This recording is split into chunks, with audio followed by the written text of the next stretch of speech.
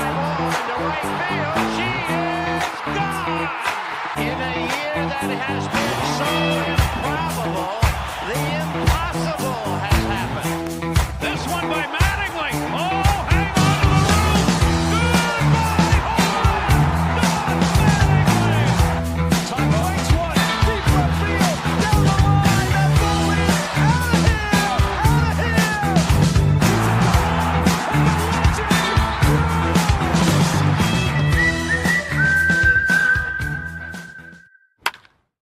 What's up, everybody? Welcome back to another episode of Tablesetters, covering all things Major League Baseball. As always, I'm Steve, joined my tag partner, Devin. What's going on, man? What's up? What's up? Welcome, everybody, to episode 111. We are here with you, coming at you live, if you're listening to us right now, on a Sunday night. Game 6 in the bottom of the third inning between the Blue Jays and the Mariners. We'll be talking about that. If you are listening to us the next day or a day or two after, don't worry, we will be talking about everything going on in the world of baseball, not just the game that we are watching currently. So lots of meat on the bone here in episode 111. Let's get it going. Absolutely. Ernie Clement is rounding second for a triple, it looks like, in the bottom of the third. So the Blue Jays are set up with 2 outs, potentially make this a 3-0 game. And as Devin mentioned, if you're listening on demand, you know either we're going to be ready to preview the World Series, or we are getting ready for an electric Game 7 in a series that really has turned around. Looked like it was going to be a disappointing series on both ends of the National League and the American League. And regardless of how this one ends tonight, I feel like the American League Championship Series has delivered in a lot of ways, a lot of great moments, and both teams have showed up to play.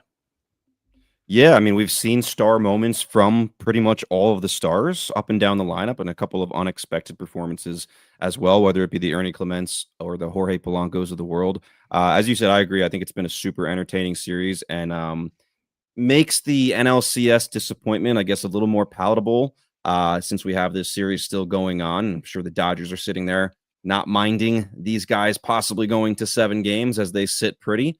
But it's a very interesting matchup, these two teams, as Addison Barger just delivers a 2-run shot pretty easily out of there. That's a bomb. So Toronto is up 4-0 now. The bats are going, man. We're going to talk about the strengths and weaknesses of both of these teams. The bats, man, when Toronto's going, they're going hard. It's fun to watch them hit. Oh, for sure. If you want to support our show, if you're listening on X, you already know to follow us at TablesettersPod. We're also on IG at TablesettersPod. You can also find us on YouTube live over there as well, Tablesetters Baseball. So go and check us out. Support us in any way that you can. If you can, also leave a 5-star review. Share with us your thoughts on the show. Potentially share our show with some of your friends, other like-minded baseball fans.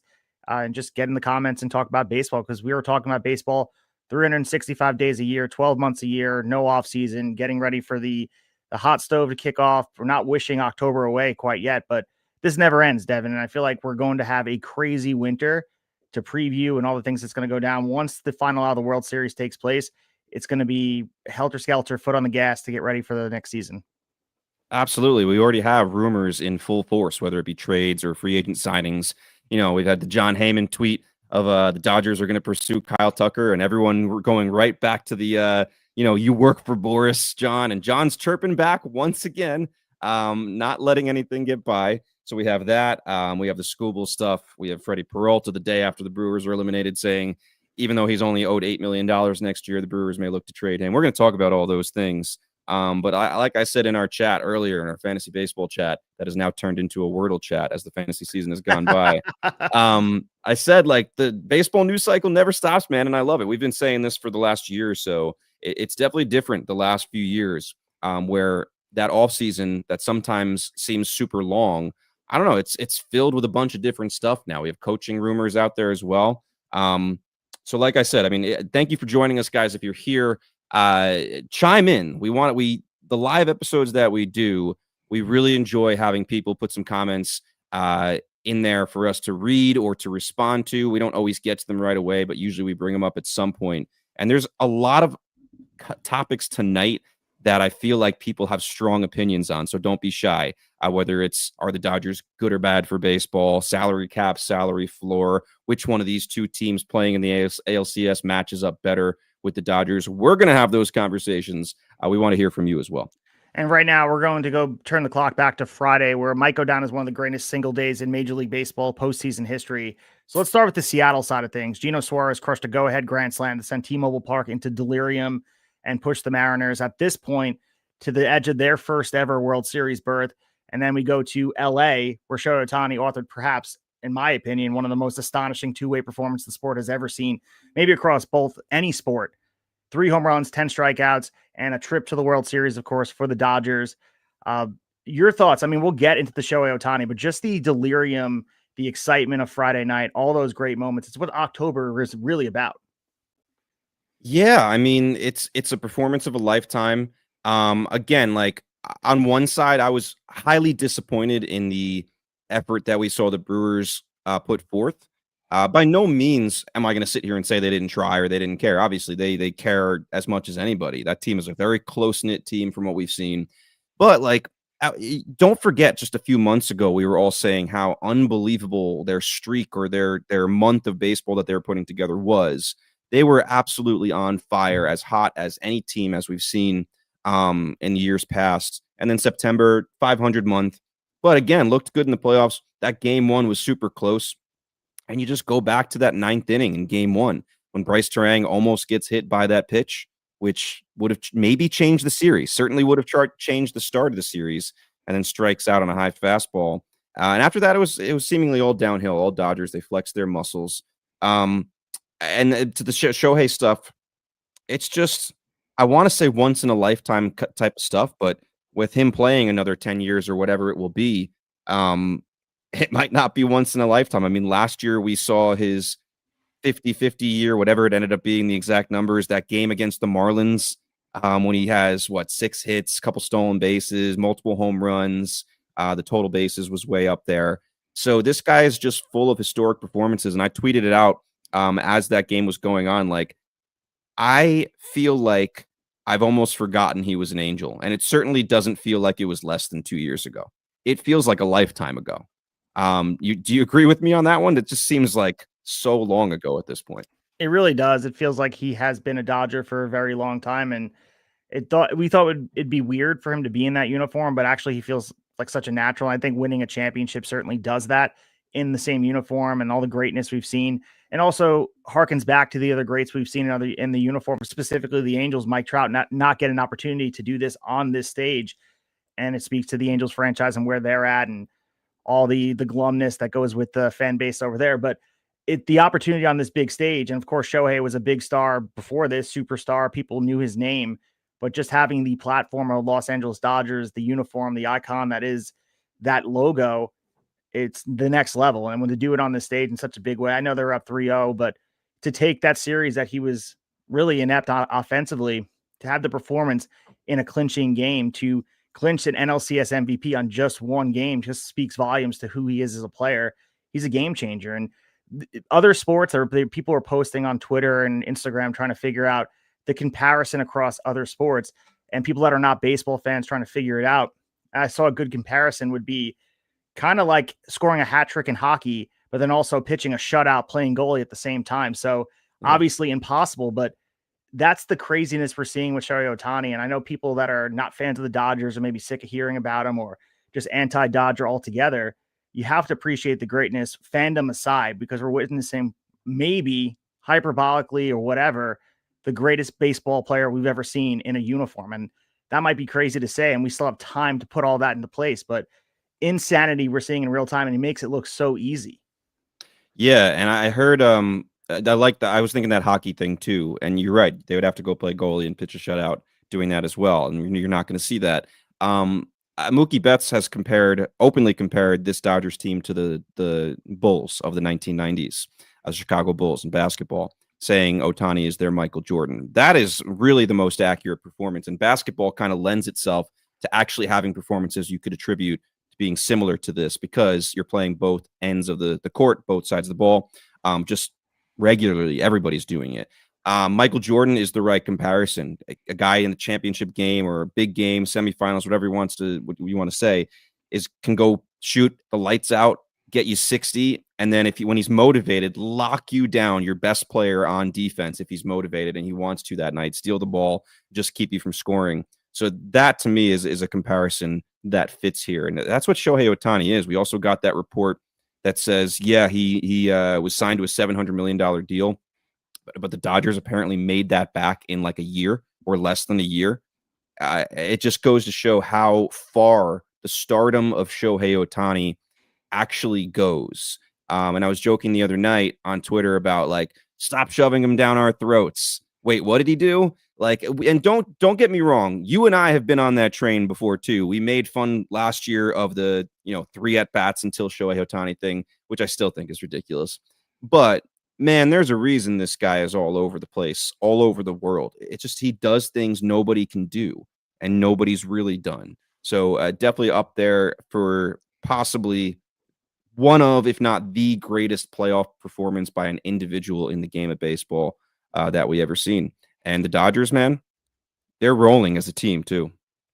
Yeah, we're going to get into the Dodgers for sure. Just to kind of give you guys a little timestamp of where we're at. We're in the top of the 4th in Toronto, where the Mariners are trying to pitch a little bit of a rally here, first and second with an infield single for Randy Arozarena.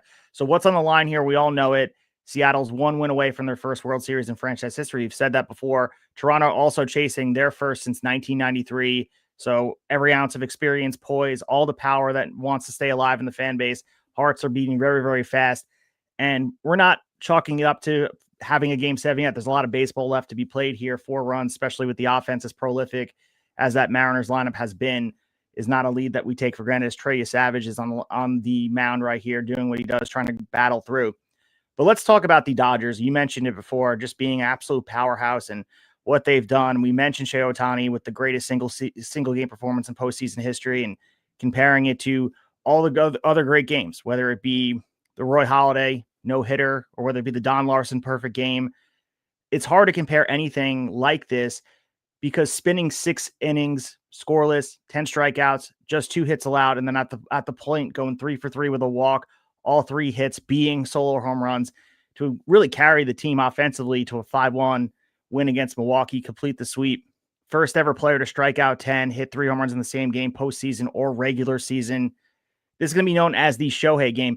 And honestly, looking at that first home run, which I believe is the most impressive, of course, you want to look at them in sequential order. The third one's insane, but 446 feet, led off the game, 116.5 miles per hour off the bat. The first time in MLB history, a pitcher has hit a leadoff home run in a postseason game.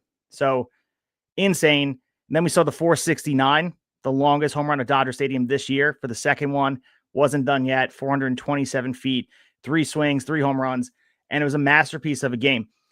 There was some criticism of the LA crowd. Do you fall into that camp here where they were not as electric as you thought they should be? Is this becoming expected for the fan base? I don't want to use the word spoiled that these people are expecting greatness, but I mean, it was loud there. Don't get me wrong, but no curtain call after the third home run felt to me a little bit lackluster. I mean, come on, the guy, what else could you do? So I think one thing that happened there is when they took him off the mound before his third home run, standing O, I guess. He got the standing O. Now, you still give him the curtain call there, and maybe, I don't know, you gotta do a little better there. I'll give him that. As far as the crowd, they've been getting a lot of criticism here because lots of pictures of lots of empty seats in some of these games. You don't want to use the word spoiled, but I'll use it. I think there's at least some fans that are probably a little bit spoiled and just kind of like getting used to it. This is what happens with the Dodgers. There's also, and we always hear these things from LA people, there's the traffic stuff. Oh, it's really hard to get to the game on time and get to your seats. But there's also, we always see videos of a lot of fans leaving early too, in which they also like to attribute to traffic. We're New Yorkers, man. We know everything about traffic leaving games or any other time of day. Okay, and you can have that. I'm not going to get into a New York versus LA traffic comparison. I certainly won't do that. I don't have the experience driving in LA. But I was always taught stay till the very end. So you'd like to see this be a little bit more of an electric factory. We see Seattle, seismic proportion kind of reactions they've had to that Suarez home run or other moments there this postseason. Toronto's been a great, great crowd. We'd like to see a little bit more of that. I'm not going to kill him for it, but yeah, you want to see a little more. Don't just get used to this as status quo. You can't do that.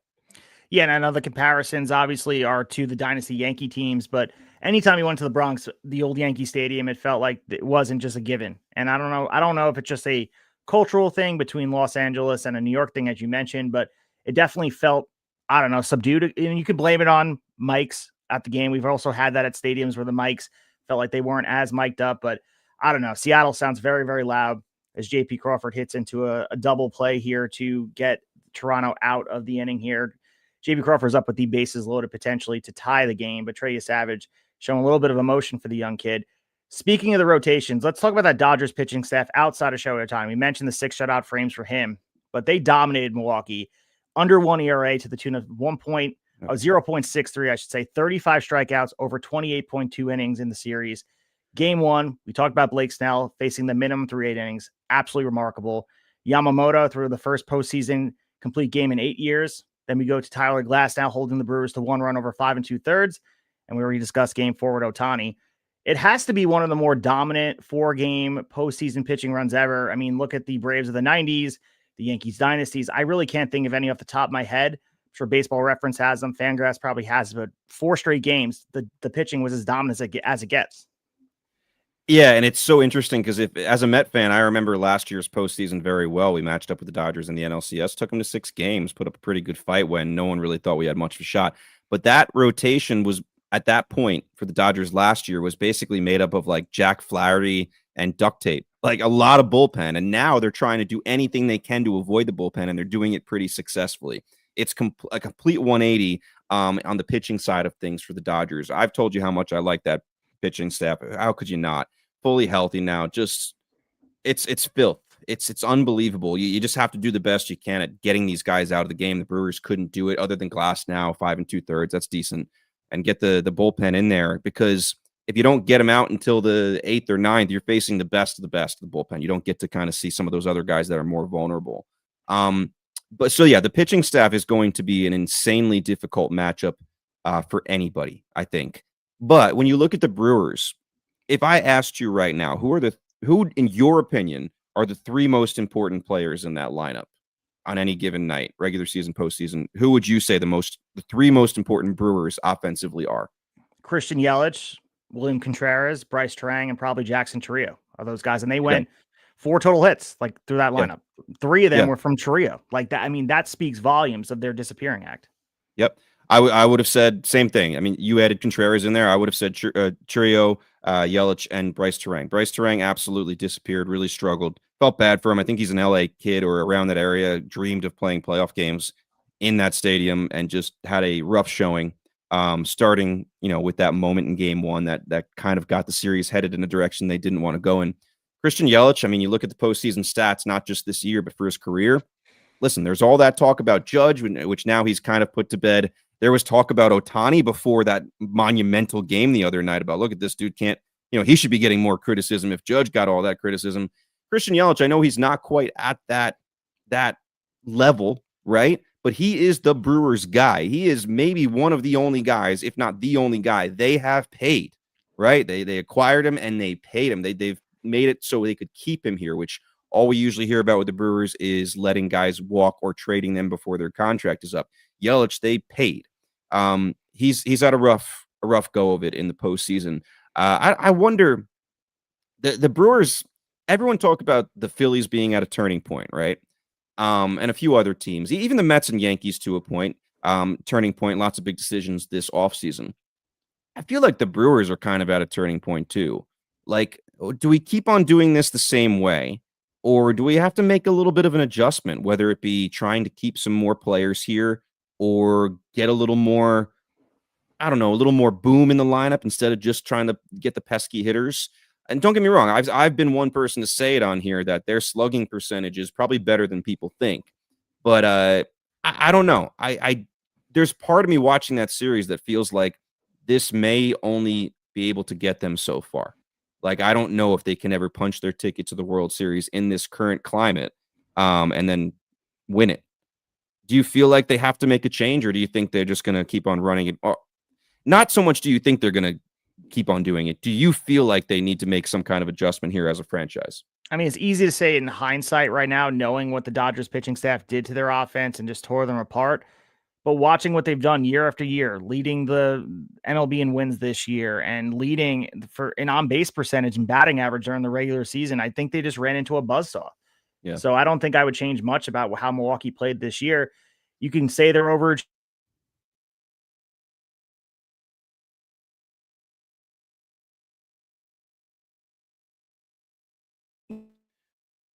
All right, we may have lost Steve for a Power minute, arms so I'm need to look Oh, at there he with is. the Brewers. I think they go ahead. Sorry. You froze on my end, so I wasn't sure if you were gone or not. I was just going to pick it up. But go ahead. I didn't know if you were out or not.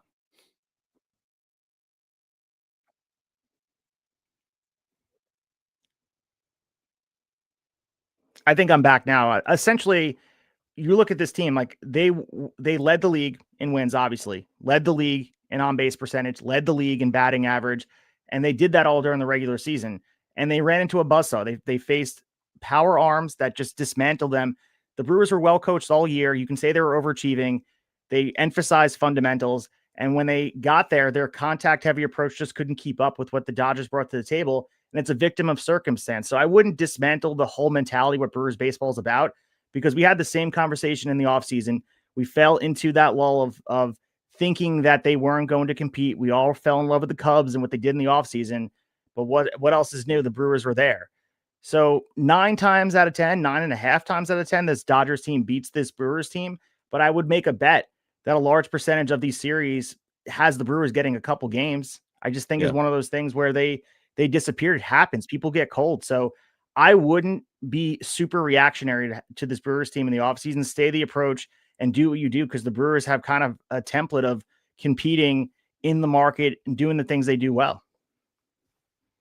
Yeah, I can see that. I think it's a good viewpoint you have, level-headed, because it's easy just to write a team off and say their model's not going to work after a 4-game sweep. But you're right, teams get cold. Your star players get cold at the wrong time. It's hard to win. You also look at that pitching staff. Just a month or so ago, we were having the conversation a couple times of like this. They might have one of the most dangerous 1, 2, 3 pitching rotations of any playoff team, because it was supposed to be Brandon Woodruff got hurt. Right. I don't know if he would have been able to make it back if they got to the World Series. They had a quick interview with him in the dugout, but supposed to be Brandon Woodruff, who looked good when he came back from all those injuries. Freddie Peralta was there.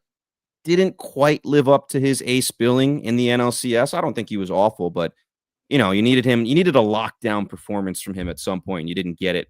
And then the Miz, Jacob Mizraowski, I think at one point in the season, we thought he would be a starter, and he didn't end up being that. He was great. He was one of the bright spots in this series for the Brewers, but you were bringing him out in the middle of games for 3-4 innings at the most. I get it. He's young. You're protecting him here. The end of the season for him was kind of a little bit all over the place. And you'll have him next year for the full season, hopefully full bore. But the rotation didn't end up being that way. It was Freddie Peralta and undecided. Every day was undecided. Half the time, Aaron Ashby was opening for you. Like, it's not exactly inspiring to open the ESPN app or whatever you use to go check out what the matchup of the day is. And you see Tyler Glasnow on one side and undecided on the other. You see Shohei Ohtani on one side and undecided on the other. You see Yamamoto on one. You get my point here. So I don't know. I feel like it reminded me of the Tigers last year that were trying to get it done in that way of like just mixing and matching. And I feel like it only gets you so far. But that brings us to Freddie Peralta. And I know this might not have been the spot we originally planned on talking about it, but it kind of fits in here. The day after the Brewers are eliminated and the Dodgers move on, you have the report, and we called this like a month ago, if not more. Freddie Peralta expected to, or the Brewers expected to look into the trade market for Freddie Peralta. He has an $8 million number on his contract, which seems incredibly cheap for a guy of his value. We've seen this with Josh Hader. We've seen this with Corbin Burns. We could go to a bunch of other players, most likely. One of the only guys, and we've mentioned this a few times recently, that they did keep to the end and then just let walk was Willy Adames last year. Devin Williams, I should mention as well. So this is not new. This is not exactly a surprise. With that being said, and Brandon Woodruff, I'd have to check his contract situation too. I don't know how much you can count on him, even if he is locked down. I know they have lots of pitching in the system, but you're going into next year if you don't have Peralta with some question marks, and they've had trouble keeping guys healthy as well, even though they're deep. So what's your thoughts on them possibly moving Peralta, and is there a team that you have in mind that seems like the right fit for him? I mean, you look at the value being at what you said before, the $8 million option for 2026, which is going to complete that 5-year, $15.5 million extension that honestly agents one of the biggest bargains in the league. His value right now is at a pretty high value, being that he's a hot commodity for them. And looking at other pitchers that are kind of comparable to him, Blake Snell, Zach Allen, Max Fried, look at the numbers they're making. Blake Snell is going to make around $28 million next season. Zach Allen and Max Fried projected are north of $20 million. I think a lot of this is talking about the Brewers' approach. I mentioned it before, doing what they do. Their formula over the last decade has been pretty consistent, where they identify undervalued arms, develop them brilliantly, then trade them at the peak before free agency.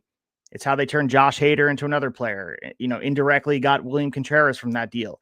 It's how they really managed to stay competitive after losing Corbin Burns.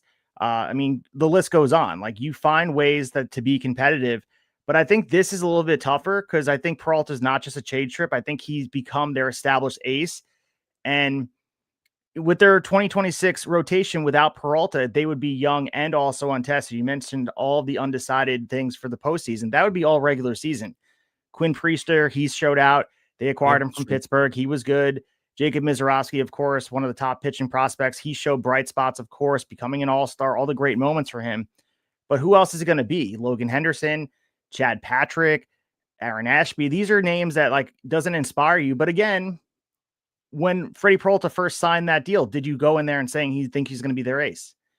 That's part of what the Brewers do. So I think the trade could happen, of course, because looking at all the commitments they have, I think they're at $118 million to go into 2025. That's 21st in MLB, which is their usual spot, lower mid-tier in that way. And I think $8 million for Peralta will represent a notable portion for next year. So if they're looking to rely heavily on young talent, arbitration control, all those things, flipping Peralta for multiple MLB-ready players could be the front office's best way to continue this down the line. So we already had Milwaukee's front office hinting things this year in July. Matt Arnold said, quote, "It's important for us to never close the door. We can never exclusively say no to anything." So, I mean, essentially, even before talking about Peralta, they're always listening if the deal makes sense for them in real time. So teams like the Orioles make sense. The Red Sox, the Cubs for sure, needing a frontline starter. And at $8 million, I think he fits any payroll. Like, if you're thinking of it wanting an ace, oh my God, he fits everybody. Yeah, it's an unbelievable deal, which should increase his value on the trade market to get a guy that cheap. Always known as Milwaukee. And just to go back to Woodruff for a minute, he has a mutual option with the team for $20 million. So it'll be interesting. I don't think the Brewers would opt out of that.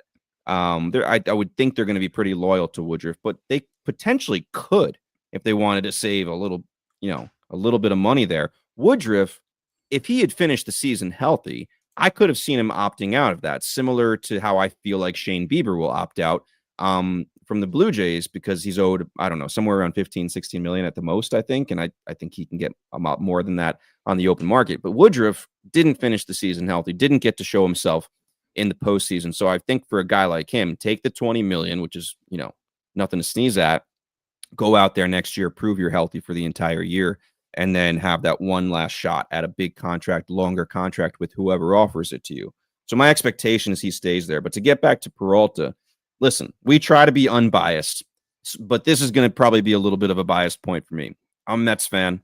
The first thing I thought of, and I've been saying for a month now that if Peralta is available in the offseason, the Mets should be all over it. Obviously, everyone wants Tarek Skubal. We understand that, and we're going to talk a little bit about Skubal, even though we talked a lot about him in our last episode. Go back and listen to that if you haven't yet. But with Peralta, listen, we all know the Brewers have a certain type of player they like. There's a guy named Jet Williams who's been a very high prospect in the Mets organization for a few years now. Played in the Arizona Fall League last year. He came up as a shortstop, has played a lot of center field recently. 5'7", 175. Smaller guy, would fit right in with the Brewers. Has speed. knows the strike zone really, really well. When he's at his best, he's not chasing, can draw walks, elevates the ball pretty well, so will hit for more power than you would think when you look at him. Again, we've heard that type a lot for the Brewers. You also have David Stearns, who is very familiar with Freddie Peralta as a guy who was in Milwaukee for a very long time. So I think there's a little bit of smoke there. Now, the Mets, to me, are very unpredictable with what they're going to do, but Stearns admitted that they need to look into the starting pitching market. They don't love trading prospects for starting pitching. They don't love giving huge deals to pitchers. And when I say they, I should really say Stearns, because before him, they would, went out and got the Max Scherzers and the Justin Verlanders of the world. So I think there's definitely reason to look at that. But as of now, there could be several A-plus type of starting pitchers on the market if it's true that Tarik Skubal is going to be shopped. If it's true Freddie Peralta will be shopped. We recently heard Hunter Green's name, which to me is absolutely insane because they're paying those pitchers, young pitchers, electric pitchers, nothing. So they should be able to have money to go spend on offense. But no, apparently they want to trade one of their pitchers for offense. Last year, they just traded India to get Brady Singer. Like, which one is it? I hope that's not true, but he could be out there. The point is, there's like a list. Sandy Alcantara, obviously, there's a list of 4 or 5 really reputable starting pitchers that could be out there. And to me, that means that at least 2 of those guys will not get traded, because when there's multiple options, everyone's trade value comes down a little bit, in my opinion. I think if you look at the price tag at the trade deadline, of course, that's the trade deadline when you got the belief that you could potentially win a World Series. There's the pressure from the fan base to get out there and get an ace to push you over the finish line. I think the price is going to be a little bit higher in July, but I think the price is still going to be high this offseason to get a guy like Joe Ryan, as you mentioned, or Tarik Skubal, of course. The contracts come into play about what will have to happen, the free agency looming and having to sign them. But the more I think about this with Milwaukee, there's an argument for holding on to him for sure. Because obviously you look at age, he just turned 29. So that's not like he's declining anytime soon. You look at his 2 top 10 finishes and strikeouts since 2021. He's averages 11.2 Ks per 9 for his career. Trading him now, right as this core is kind of emerging, entering its prime, we mentioned the players, really could undercut the team's window to contend. Because I think comparing it to maybe Corbin Burns or Josh Hader before him, I think his salary isn't going to be rising through the arbitration. Of course, $8 million. You take one last stab at it and figure it out from there. There's no urgency unless you're blown away. And maybe maybe someone overpays because they want so badly to have that frontline ace. Maybe the Mets go out there and offer a deal because they struck out on Garrett Crochet. Maybe they struck out on Tarik Skubal. Garrett Crochet and Skubal are like front of Steve Cohen's mind. If Freddie Peralta is out there and they're willing to say, I'm going to overpay for him, I think the Brewers would be hard pressed not to listen. But if I'm them, I'm not moving him unless I'm blown away. Yeah, I agree, but I don't know if the Brewers are going to take that approach. I just feel like often they put him out there, see what they can get, take the best offer, and move on. But again, you're right, $8 million just seems so affordable for a guy that's going to give you a usually ace performance out there, not just for a couple starts, but for the full season. He's been fantastic for them. But quickly, I mean, we need to get back to the Dodgers a little bit before, and I'll update you. Oh, hold on. Okay, so Vladdy continues his unbelievable postseason. Solo shot to left to lead off the bottom of the 5th. The Blue Jays now lead it 5-0. It was his 6th home run of the postseason. We were going to talk about the Dodgers, but let's just put a little love on Vladdy. This guy has had some success against Gilbert. I believe this is his 3rd home run off of him in a pretty limited sample size. His OPS coming into the night was just below 1,500. And I posted in our notables today for this game leading up to it that if you look at last year's postseason participants, Vladdy's up to like 40-something at bats. So I put the limit of at least 40 at bats last year. What was the best OPS? It was Juan Soto, just over 1,000, I believe, or maybe it was 1,100 or something like that for the Yankees last year in about 60-something at bats. It's going to be fascinating, and this will kind of depend on if Vladdy and the Blue Jays end up moving on. Otherwise, he's not going to get that many more at bats. But If they do get to the World Series and he gets a bunch more at bats and probably surpasses that 60 mark of plate appearances that Soto had last year, to see where his OPS ends up. And obviously, if he ends up facing the Dodgers, you're facing some pretty damn tough pitching. People keep on saying like he's having an amazing postseason. No, he's having a special all-time postseason so far. This guy has officially arrived. He's been hyped since way before he ever stepped on a major league field. But I feel like we've never seen this version of this dude. And a lot of times the narrative is a guy gets paid and they actually relax and kind of like their motivation goes away and they're not as good. This dude has completely flipped that script. He has been unreal. Yeah, for real. I mean, the slash line is there. This makes the 6th home run in the postseason for him. 15 balls, and I'm not sure if this ball was over 100 miles per hour. Maybe it's 16 balls that were hit in play over 100 miles per hour. And you mentioned the slow start for this series. And I mean, the whole Blue Jays lineup was slow to start, but over games 3-5 in Seattle, 7 for 11, 5 extra base hits. And you even see Dan Wilson making the rare choice to intentionally walk Guerrero twice in one game, which both times with nobody out. And that speaks to extending the lineup and gives other players pitches to hit, and it helps everybody. That hasn't happened twice in a single postseason since 2016. So what he's doing is special, and manager, Dan Wilson is obviously recognizing the Mariners did escape both times, but it's like defusing dynamite with him because you can only cut it so many wrong wires before one goes off. We watch it again, hits another solo home run. I think Toronto feeds off of Guerrero's confidence.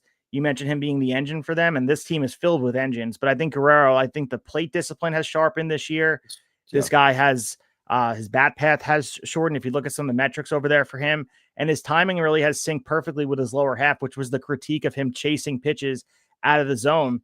He's no longer chasing those breaking balls off the plate, which makes him almost impossible. He's waiting mistakes. And Logan Gilbert, you mentioned, like, he needs to be precise with him. And we watch right now, it comes against him. And right now, it's a situation where he can do no wrong. And I think the challenge is containing him and being okay with him getting a double or getting a single, because that's a win at this point. He's that good right now. And this Mariners pitching staff has to do their best to shut him down, because I think if you can't, this series is going to the Toronto Blue Jays. I mean, right now, I mean, it looks like we're on the precipice of a Game 7, which, going into today, I was predicting that Logan Gilbert would kind of throw it back, be Walter, do his thing. But it seems like this was always destined to be an all-time great series. And what makes an all-time great series? It's a Game 7, and we're going to get that, it looks like. Yeah, and to go back to your exit velocity stuff with Vlad, that was 102.6 off the bat, so another one over 100. Earlier in the game, he came up with the bases loaded, and he smoked one 116 miles per hour, and I believe it was ended up being a force out. They got a little lucky that someone was there, because it was absolutely smoked. I put up a spray chart of his the other day, and this is probably 2 games ago, of all his hits so far this postseason, and it's incredible, because the spray chart is almost perfectly mixed between left, center, and right field. His launch angle, like his combined average launch angle on all of his hits, was like 10 degrees. This home run was 22 degrees. Yes, 22. So a bit up, but he's like swinging level. It looks like he's swinging easy up there. He's just completely found his form, complete confidence up there, and he is as dangerous as anybody. Like, watching him right now reminds me of what I feel like when I watch Aaron Judge on a daily, nightly basis. If I flip it over to the Yankees for a bit, postseason or regular season, just like at any moment, he's gonna, either drive in a bunch of runs or hit a bomb anywhere in the stadium. That's what I feel for Vladdy right now. He's just absolutely locked in. With that being said, I found an interesting stat today. Coming into this game, both the Mariners and Blue Jays had 17 home runs each in the postseason as a team. And these are both teams that got a bye, so similar amount of games, maybe obviously not exact at bats, but 17 home runs each for the teams in the postseason. But the Blue Jays, 25 doubles coming into tonight compared to Seattle's 10, which is why if you look at OPS as a team, the Blue Jays are way, way ahead of anybody else currently in the playoffs or that was or were in the playoffs. It's crazy. And they had those 2 complete duds offensively to start this series, and they're still light years ahead of everybody. And that brings me to this. This is on the docket, and if you're listening, you're in here right now, and you want to give us your 2 cents, please do. Who do you see as the better matchup, the more imposing figure against the mighty Los Angeles Dodgers, the Blue Jays or the Mariners? I think you can make the case for both of them being a good series, a good story, and I think it depends on what you want from a series. But I do believe Toronto presents a more balanced positional threat to the Dodgers. Obviously, the emotion comes from the Mariners. I think all of that piece, the momentum, the biggest series in franchise history, the energy level. Rogers Center is bringing that in spades as well. I think this would test the Dodgers playing the Blue Jays because we talk about it all the time. We're seeing it in this series, especially in games 3 through 5, and now game 6 here. The elite contact lineup. The Jays do not swing and miss. Vlad Jr., George Springer, Kirk, Ernie Clement, all these guys. They excel at fouling pitches off, grinding counts, and the Dodgers thrive when they can get ahead and finish off these hitters quickly. Watch them do to the Brewers all series. Toronto just simply denies that. They're not going to allow you to do that. They're going to fight tooth and nail, and maybe they can get a pitch to hit if you force these guys to throw a little bit more pitches and don't get ahead. And I also think the defensive alignment for Toronto lends itself well. One of the sharpest infields in all of baseball, and their ability to shift, turn double plays, neutralize ground balls. They could frustrate some of the offensive opportunities. I'm not saying that Milwaukee wasn't good defensively. I think that the Blue Jays have the opportunity to kind of play into that, especially with the offensive side of the ball as well. And I think the bullpen does match up. Toronto's late inning arms. Look at those guys. They are versatile. They throw strikes, and the Dodgers occasionally rely on some matchup juggling. We saw that Roki Sasaki has emerged to be their closer, but we know how unsteady that bullpen can be. And over 7 games, I would take that Blue Jays bullpen over the Dodgers, but it also depends what Roki you're getting. Yeah, we've seen Roki mostly very, very good and electric and getting ahead and hitting 100 miles per hour, just nasty. But we did see at least one game where he was very shaky and almost looked nervous. So, and the World Series is the biggest stage of them all. So who knows what we see there? You know what? We've asked this question to a lot of people. We put a poll up. Mariners got about 60% of the vote from the people voting in our poll, and I'm sure a lot of people are putting that poll up right now. And it depends where you see it. But I think the easy answer, it's not my answer, but I think the easy answer that a lot of people are saying is, number one, they'll start off by saying neither of these teams has a chance against the Dodgers. And I think that's just I think it's recency bias of seeing them walk over the Brewers and just assuming that they're going to walk over the next team, which I don't necessarily think is going to be the case. But most people that I'm actually hearing from are saying neither, but I'd go with the Mariners because we think their pitching could maybe shut down the Los Angeles offense. What they're missing is the Los Angeles pitching may shut them down as well. I agree with you. I think it's the Blue Jays. I think the Blue Jays match up better. The Mariners, yes, they have that potentially great pitching staff, but let's be honest, they haven't looked shut down. Gilbert's got touched up. By the way, Gilbert, this should not be a surprise. 4.74 ERA on the road this year, which is 2.5 runs higher than what he does at home. So this is not necessarily new, what he looked like tonight. George Kirby at times looks fantastic and then suddenly kind of, gets pulled earlier than you expect. Brian Wu is coming out of the bullpen right now. He was their best pitcher all year. Still not fully healthy or full strength, I guess I should say. Luis Castillo looked shaky the last time we saw him, so I don't know if they're at their peak right now. And LA has just as good of a pitching staff, if not better. Right now, I think they're better. Bullpen, I would take the Mariners bullpen over the Dodgers, yes. But I'm going with Blue Jays because I think the recipe for possibly upsetting the Dodgers in the World Series is not necessarily shutting down their offense. It's getting their starting pitchers out of the game as quickly as you can. And the only offense I believe that can possibly do that is the Blue Jays with what they've done. Okay, yes, we saw a couple games of them get shut down, and we could see that. We could definitely see that in the World Series against the Dodgers for a couple games. But I think it's pretty hard to hold them down for longer than that. I don't love the Blue Jays pitching staff. I don't love their bullpen either. But if you're asking me who has a better chance, I think the formula for the Blue Jays with some hot hitting could maybe flip that series on its head. And, it's going to be tough. If you put a gun to my head, I'm going to take the Dodgers over either team. But I agree. I think I hear a lot of Mariners because of the pitching staff, but I think both of us are going with the same thing with the Blue Jays right now. Yeah. And I think the better narrative matchup, I think everybody outside of Toronto or Canada itself would talk about Seattle being the emotional gravity of the moment, the Mariners' first World Series. I understand Toronto hasn't been there since '93. So there's a lot of Blue Jays fans out there that have never seen this run from the Toronto Blue Jays, and it's life-changing for them as a baseball fan. But I think the contrast between this payroll juggernaut, we'll talk about what Dave Roberts said, ruining baseball, and from a lot of counts, this small market, quote unquote, I'm putting air quotes up, dream. I think that could make for an epic series. You have the classic heel versus face, and I think that would play well. But the better baseball matchup is Toronto. I mentioned the grinding out at bats, minimizing strikeouts. They can test Los Angeles pitching a little bit better.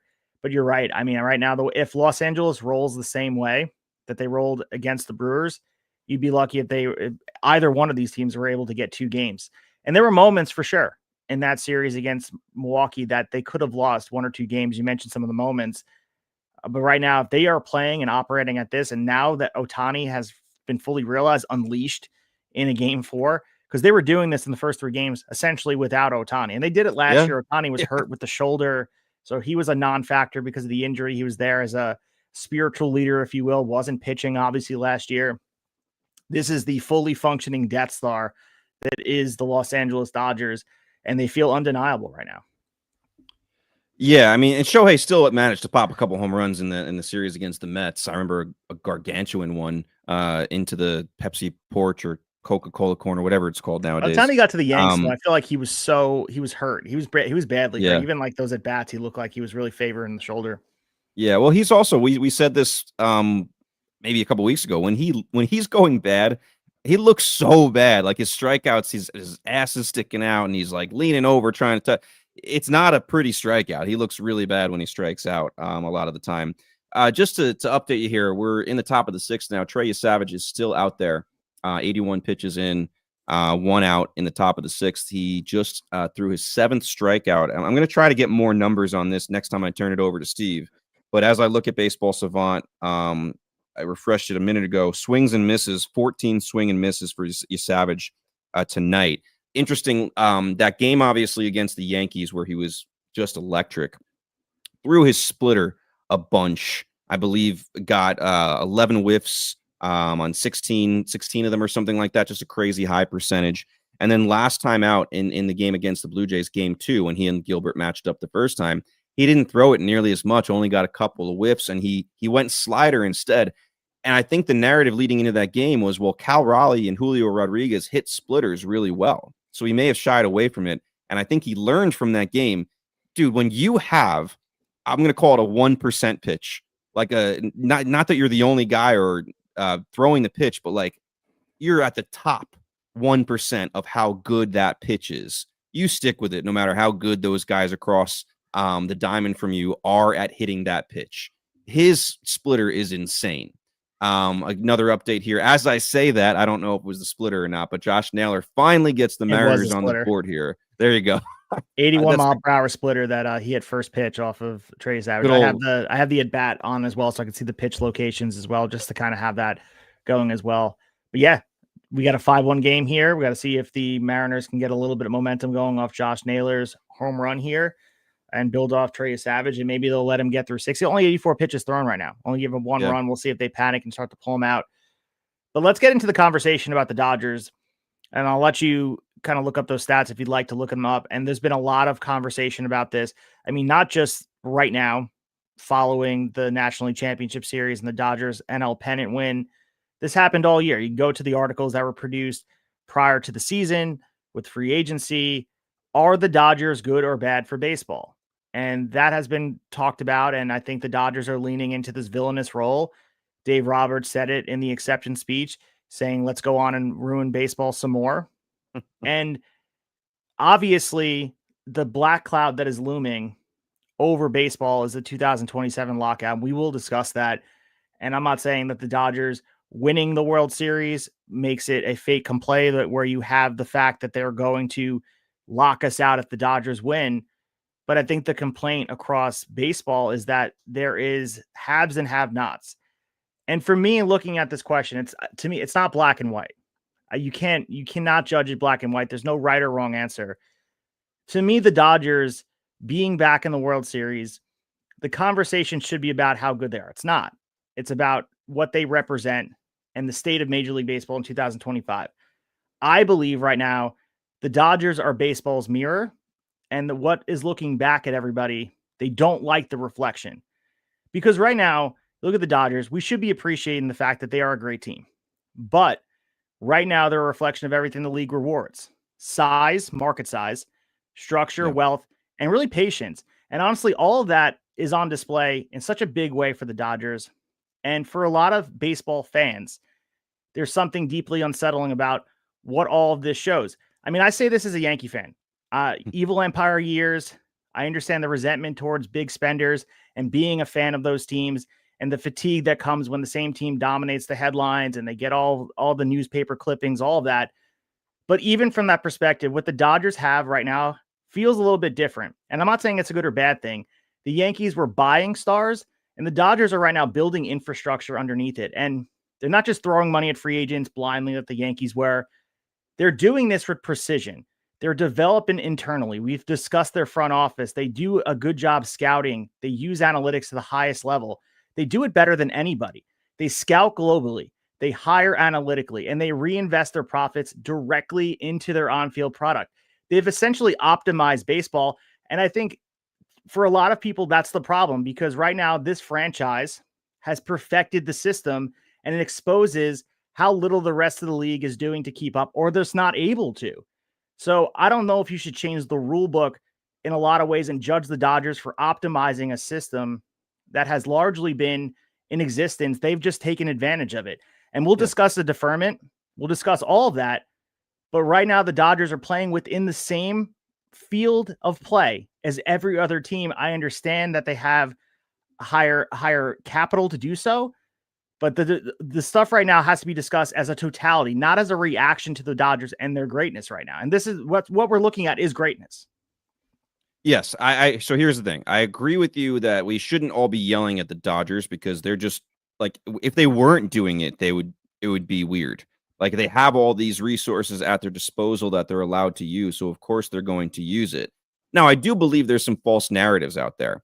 I do think they're a very, very well-run franchise, but they also have massive advantages, even over some of the other big market teams. The money they are bringing in is unreal. The TV deal they have is just surpassing anything anyone else has. And even if there was a salary cap, salary floor, they're still going to have an advantage over the small market teams of the world. It's not going to make the biggest change in the world. So, and the other narrative that I dismiss is a lot of people try to make the argument that, like, the Dodgers are also really good because they develop so well. I'll be honest, the last couple of years, most of that development is going towards trading it away. I mean, look at the rotation. Yamamoto, free agent signing with their money that only a few teams could handle. Glasnow, traded for him and traded their capital of their players that they developed. I'll give you that. Okay, Shohei Ohtani signed free agency. Only a couple teams could do that. Blake Snell. And you could make the argument, oh, any of your teams could have done that too. No, not all of them. Not all of those things. Could someone have signed Blake Snell? Sure. Could they have signed Blake Snell and traded for Tyler Glasnow and signed Yamamoto and on and on and on? No. So a lot of the responses I've seen are so short-sighted, and it's because it's a difficult issue that people don't want to dig into. It's too much work.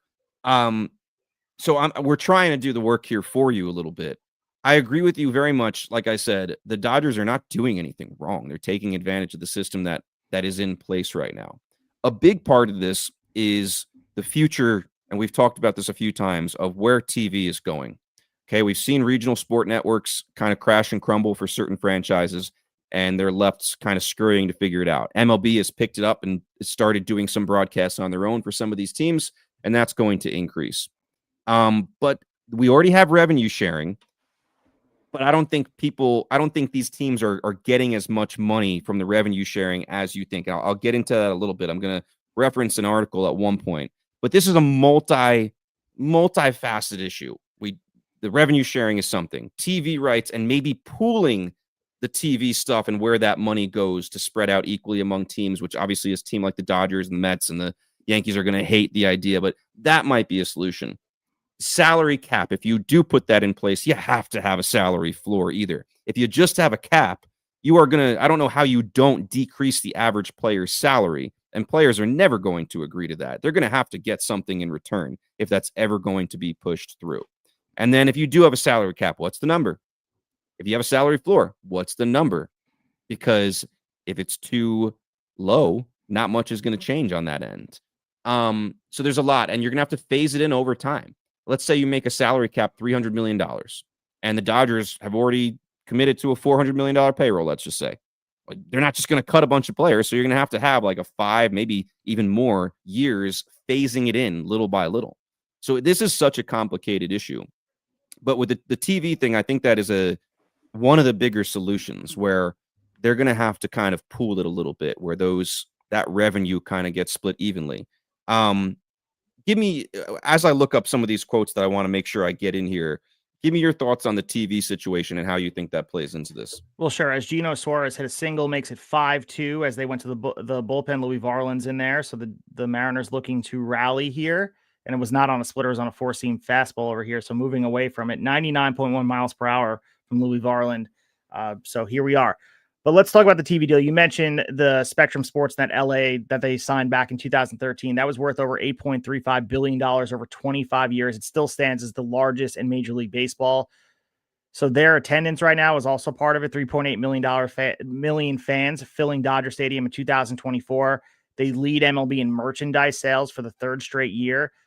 The thing is, and we don't have all the numbers yet as far as Forbes and Sportico yet for 2025's fiscal year. You can estimate them and take a look at it. But 2024, they generate an estimated $752 million in total revenue, according to those outlets, Forbes and Sportico. And they turned around and spent $549 million on payroll and tax combined, which is 73% of their total income devoted directly to the on-field product. And you look at other franchises, we've seen that graphic. I know that you put it on Twitter saying that it's not giving you the full picture, and it's not.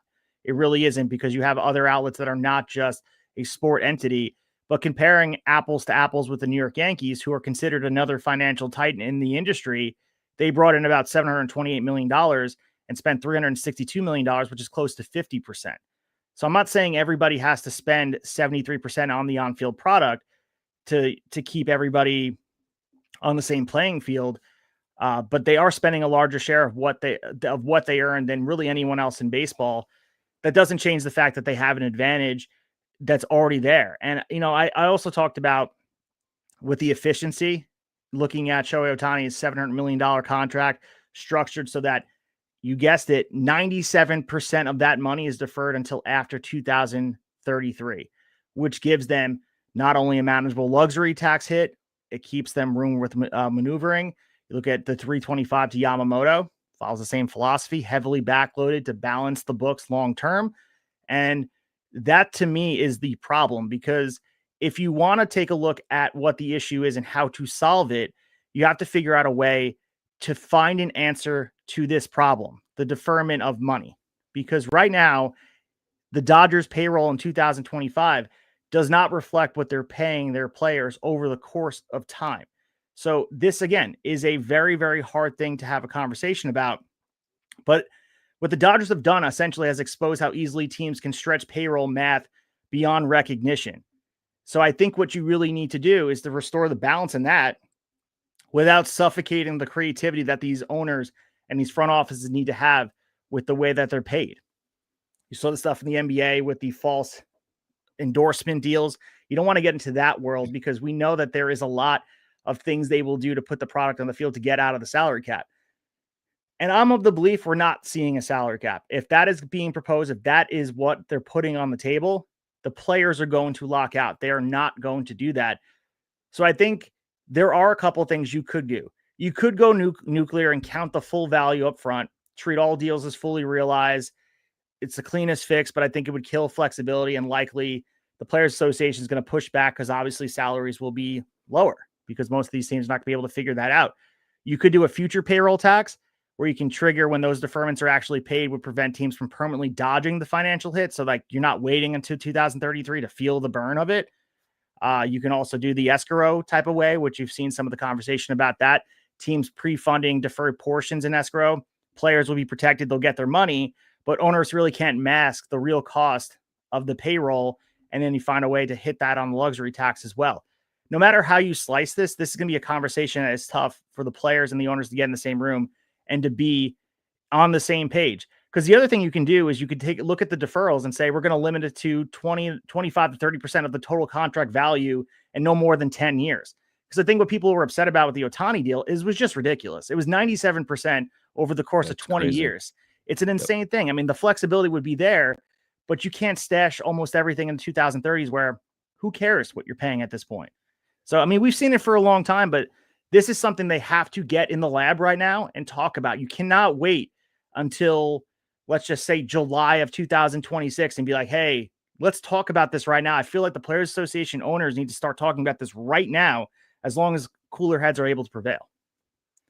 Yeah, because it's going to get messy. There's too much, like you said, there's too many different facets and different parts of this to kind of wait till the last second. That's going to guarantee a lockout if you do wait for it. And I know there's the story mid-year where apparently Rob Manfred was going locker room to locker room trying to talk to these guys about, we are going to have to talk salary cap. And there was the report about Bryce Harper telling them to get the fuck out, get the fuck out of their locker room. So like players are not necessarily wanting to hear this, but hopefully there are other people talking behind the scenes that maybe we are not privy to. And just to touch on the deferment, I agree with you. A deferment, a lot teams have done it in the past, right? The Dodgers are not the first. They're not the last. It is the percentage, like you said, that is a little disgusting. They already have these advantages. We talked before. They've already made their money back on Ohtani, which is crazy how quickly that happened with another 8.5 years to go of his services. They don't need the advantage of that being able to defer that much money. It's insane. So just limit the deferments to a degree. I think that might be simple enough. All right. I want to get to the other side of things. Just to go back to what you said, that chart that is going around Twitter, please stop. Everybody, please stop. Okay. It is too simple.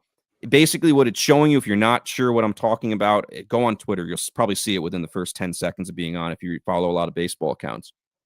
It's showing the revenue teams made last year and the percentage of that revenue they then spent on player payroll. And people are trying to dunk on both sides here, but a lot of people are trying to dunk on the lower teams that are saying only spending 30 to 40% of their revenue on their player payroll.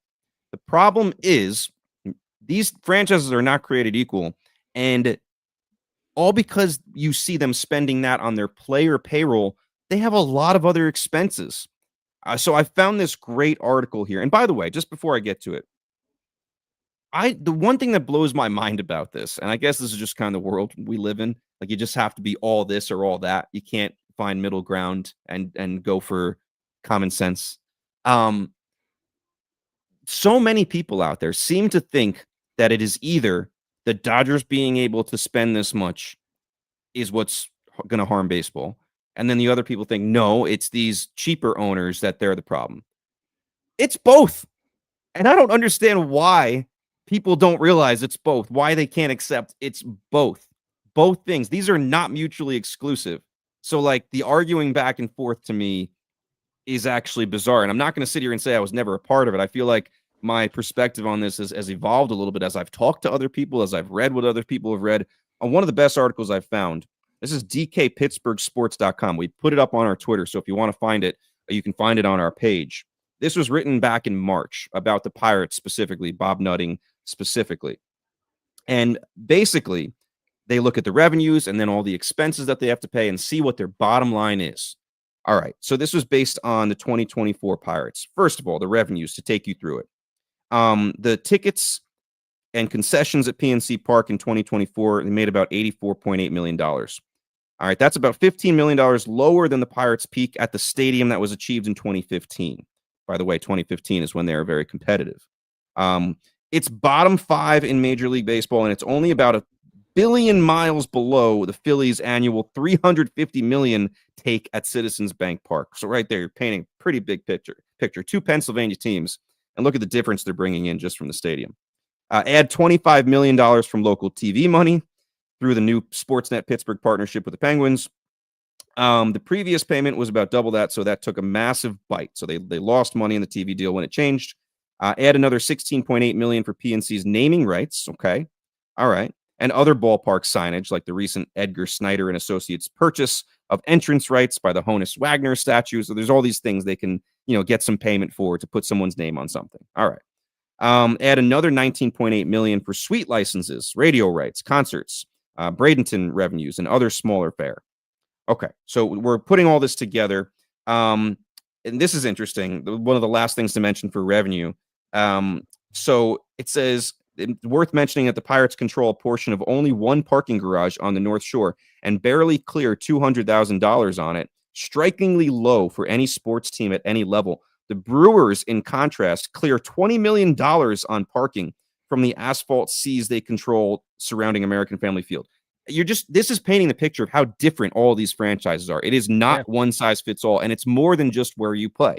That's a big part of it, but it's more than that. So total local operating revenue was $146.6 million. Okay, now you go to revenue sharing, and I think this is what a lot of people don't realize. All 30 teams are required to pay 48% of that local operating revenue into a general pool that then gets divvied up evenly later. That way, the super rich teams like the Dodgers, Yankees, and Mets give up a ton, and the poor teams like the Pirates, Marlins, Rays get back way more than they submit themselves. Okay? Part of trying to level the playing field a little bit. So the Pirates, with this formula, they put $70.4 million into the pool, and what gets distributed back to them is $121.9 million. So a difference of a plus $51.6 million. So if you add that on, okay, the next two streams are much simpler here. National TV brings $61.1 million, and sponsorships, merchandise, and other elements add up to $24.8 million. Lots and lots of numbers. Total operating revenue, they land at $292.4 million in 2024, just under $300 million operating revenue. What gets people pissed, they see that chart that people are treating as the be-all, end-all, and they see that they then go on to only spend 30 to 40%, something in that realm, on players. Okay. All right. Now, if we get to the next part, the expenses. The mistake here is when you attempt to analyze this, thinking that player payroll is everything. It's not. You're going to have travel. You're going to have day-to-day operation. Minor league affiliates, they have to pay them more now out of their pockets as well. Spending on the Major League Baseball draft and Latin American free agent signings, you might think that's part of the player payroll. No. This is all separate stuff. You could go on and on and on. All right, but I'm going to scroll down here. So the Pirates CBT payroll for 2024 to the penny, $122,942,572. Okay, all other costs, including administration, staff, travel, development, draft, international, stadium ops, analytics, and way more, $171.7 million. Total operating expenses, that adds up to $294.6 million. Guess what? That means they lost $2.2 million. Okay, so when you see that chart, you think they're taking home 60% of what they made. They're actually losing $2.2 million in 2024, which, I mean, cry me a river, a billionaire. We don't care if you're losing $2.2 million. I get it. But that is why those charts are extremely deceiving. So I would just say I'm not going to sit here and say the Bob Nuttings of the world should get away with it, because a lot of this does go back. This article is great because then it goes on to talk about how between 2013 and 2015, when they were spending more and when the product was better and more competitive, that's also when they were making the most money. So the other side of the coin is, well, if you weren't so risk averse and you actually tried, sure, it could backfire and you could put this money into the team and they don't perform, and all of a sudden you're losing more revenue. But you know what? Especially for a team like the Pittsburgh Pirates, you have Paul Skeens right now. Now is the time not to be risk averse. People are going to show up to the ballpark in droves just if you can show them you are trying a little harder than you have been and trying to compete and staying in the mix for longer. So I know this is super long-winded. I don't usually like to read to you guys all that much, but this article, go read it for yourselves. It might change your perspective a little bit. And it is not me asking you to forgive what some of these small market teams are doing, crying poor. But there is a little more to it than, oh, they're just not willing to spend any money. Oh, they're treating it like an investment. I do think there is some of that out there, but I think a lot of it, there's more to it than maybe we thought. Yeah, and I think that's very, very, well said. I think there is the other side of the coin, and I think a lot of fans that have this conception that misconception that a lot of these owners don't care about winning. there is the risk averse portion of this. And I'm not saying the Dodgers risk the same by paying Ohtani the same amount of money and deferring the money, but there is a world where, let's just say Ohtani, a generational player, someone like him would want to go to Pittsburgh, and you pay him more money than the Dodgers were willing. Let's just say it's all about money, and you defer 98% of the money like the Dodgers are doing. There's a chance that you make that money back on the time you get to 2033, but there is a risk that you don't, because there is a risk right now. The Dodgers, you mentioned, already made the money back for the Ohtani deal because they are good. They're selling out the ballpark, selling jerseys. With winning comes all the riches, and you have to spend money to make money. It sounds cliche, but that's part of the issue with some of these owners, where there is looking at the other circumstances. They're the ones looking at the books, the parking garages, the vendors, all that stuff go into play. But my argument to that would be, you own a baseball team. Your responsibility to that market is to put a competitive team on the field. For the Pirates to have a $77 million payroll, it's just unacceptable. You have to find a way, similar to Milwaukee, to have a ability to put infrastructure in place. If you're not investing in players on the field, invest in the infrastructure to develop players at your own rate, that you won't have to deal with unicorns like Paul Skeens and give him nothing. Because we all know Paul Skeens is walking away. And I think they'll be protected by the fact that this team has low expectations. It will be sustained by fan bases that really have stopped believing that the playing field will ever be even. Unless something changes, everyone will forgive Pittsburgh for allowing Skeens to leave, because that was always the expectation. Same thing with Tarek Skubal. All these things are important to discuss, but there's also the other conversation for a team like the Tigers. And we mentioned some of these smaller market teams that aren't spending as much money, but they're doing things the right way. And that is important to recognize, that the ineptitude of the Pirates or the White Sox over the course of so many years is not the same as teams that don't spend as much money. Because we talked with Eat 'em Up Pop with Jordan Hall, talking about that's not the way the Tigers do business or would want to do business, that they don't want to hand out a $400 million contract to Tarek Skubal. And it would hurt their franchise greatly to do so, because that's not the way they can function. Yes, it would make people happy. Would people buy the Tarek Skubal jersey? Would they attend his inevitable retirement ceremony for his number? But is that the best thing for the friend? Is it the best thing for anybody down the line? And I think it goes forward with this deferment thing, going forward with that, because there is the mirage that spending does get you a championship. And you're sitting right here as a Met fan, watch the Mets do the same thing, spend the money. I think what we see with structural dominance from the Dodgers, there's some structural confusion with Steve Cohen pouring all that money into the Mets this season, yet the results are scattered. We saw them make that run last year. They didn't even make the playoffs this year. They look at like they're spending money without the foundation in place yet. And people will always point to a team like the Mets that spending alone doesn't solve anything. You look at the Yankees, haven't won a World Series in over 16 years at this point. It's not about spending the money to put a championship piece in your mantle. It's about building the infrastructure. And I'm not saying the Dodgers don't have advantages. They do. But I do believe that as the Dodgers continue to do this, they're building on top of the building blocks they put in and invested. So I look at all these franchises, you have to do what you do well. And right now the Dodgers are doing everything well. The Brewers do one thing well. They develop their pitching and then trade it away.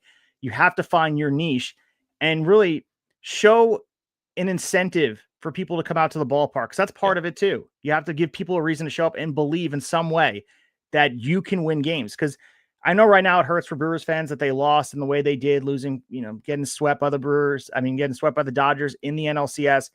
But at the end of the day, people had a great time going to those Milwaukee games during the season. They won the most games they did than anybody else in the league this year. They did so much good that when the dust settles on this season and you're getting ready for spring training next year, people will be proud to put that Brewers jersey back on. Yeah, there's no doubt about it.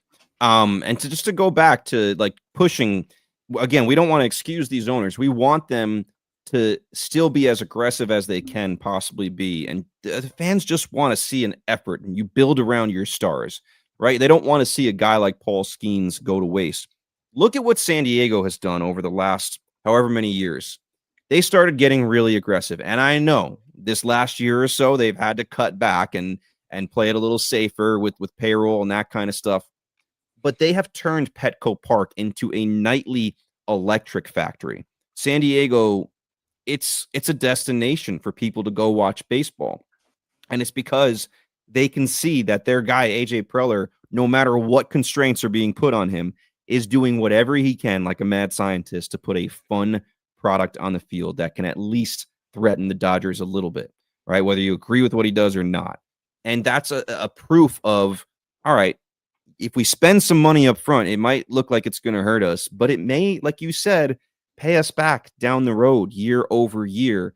Fans show up. Guess what? When fans show up, they buy things, they pay for parking, and that can go a long way if it's night in and night out. But if you put no effort in at all, you're going to get protesting games and not showing up at all, and you're going to dig yourself deeper. So, so anyway, to update you here, Vladdy got hit with one out, took first. Kirk followed with lacing a single up the middle, and now I missed it. Was it Barger who put one out in play, and Vladdy comes home? So anyway, yeah, I believe. Oh no, okay. So yeah, Kirk is on. Yeah, so Nathan Lucas grounded out, and then you had Vlad got hit by a pitch, and then Alejandro Kirk then singled on a line drive to Julio, and then Vlad's on second, and there's another wild pitch as Vladimir Guerrero scored. Kirk went to second. There was a throwing error by Cal Riley. So now we only have a guy in second, and now it is 6-2. Yeah, 6-2 Toronto in favor of Seattle.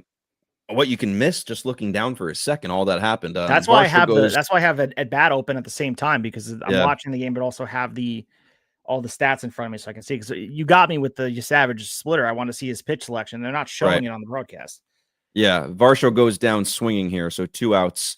And Ernie Clement, who already has a double and a triple in this game, at the plate trying to drive in another run here. I got to say, just quickly, to go a little bit off track, Seattle, man, I can only imagine what those fans are feeling if they lose this game. The nerves of going into a Game 7 on the road against this team that hits the crap out of the ball when you're as close to your first World Series visit as you've ever been. Like, it breaks my heart a little bit, the thought of them maybe not being able to finish this. Our guy Brady Farkas went on live last night. I was able to watch him while I was cleaning up all my kids' toys, go live on Twitter and just kind of give his thoughts for 20 minutes or so. And we asked him a question about Woo. He shouted us out. So thank you, Brady, if you hear this, for giving us a little shout out, telling people to listen to our stuff. But he was excited, man. I didn't hear many nerves in his voice at all. I'm sure there were some, but he's traveling to Toronto. He's in Toronto for this game, I believe. So I just keep on thinking about those fans being this close to somewhere you've never been, but knowing it's not going to be easy to finish this thing off. So anyway, just to wrap up the thoughts on the Dodgers stuff, the salary cap and the floor and all that stuff. These other sports have this. So it's possible, but it's just always been a non-starter for the Players Association. They're going to have to get something that they want. And I don't know if that's just a salary floor. It may be more. Like, we do not agree with this unless there's a salary floor. Plus, we want this. There's other things they can negotiate to sweeten the pot a little bit. But like you said earlier, I do hope that there are people smarter than we are talking about this daily behind the scenes, trying to kind of lay things in place to make this go smoother than most people think. Because otherwise, like I joked on Twitter, 2027 opening day, we might be seeing the Savannah Bananas against the what is it, the Party Animals or the Firemen or something. Yeah, there's some new franchises coming with Savannah Bananas. But this storm that is brewing, it's obvious. We talked about it. The next collective bargaining agreement expires after the 26th season, and it's going to be about the conversations we've been having right here on the show for the last half hour: spending, structure, competitive balance. And it's going to get loud. It's going to get ugly, especially if the Dodgers want to repeating as champion. They'll be the first team to go back-to-back since the 98 to 2000 Yankees. So, of course, ownership across the league will certainly use that as the ammunition to push for a salary cap. And then, obviously, the logic will be predictable. LA spends too much. The system's broken. We want the parity restored. And it's going to be an argument rooted not in fairness, but in my opinion, it's going to be almost envy, because they just wanted the easy out. There's an easier fix that exists out there that doesn't have to have a salary cap. Maybe it is a salary floor, as we mentioned. Jeff Passan talked about several owners privately viewing the Dodgers as, quote, a problem. And they said that Jeff Passan continues saying that they're frustrated that one franchise can outspend the bottom 16s combined and still remain disciplined enough to avoid the tax penalties that should, in theory, restrain them. So obviously the Dodgers' advantage isn't the reckless spending. It's the fact that they're able to do it chess, not checkers type of way. So I really think the question will be in this CBA fight to boil it down to one question. Are they trying to make the game fair, or do they think the Dodgers right now are too big to fail and they have to make them smaller? Is it about the full picture, or the Dodgers gotten to the point where they're the example of what's wrong with the game? And I think that's the conversation, because we mentioned before, the real divide in baseball is not rich versus poor. It's going to be a conversation about the investment and the way that we can put these bumpers in place to control the spending and do it in a way that everybody can take place. Because there's always going to be the haves and have-nots, the bigger markets. That's the nature of playing in sports.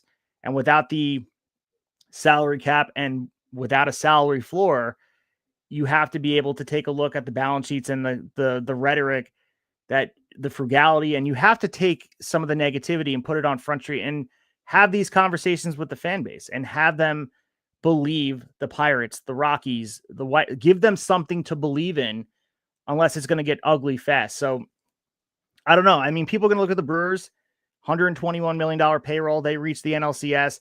They're also going to tout the Diamondbacks. The year they went to the World Series just 2 years ago, they ranked 21st in payroll.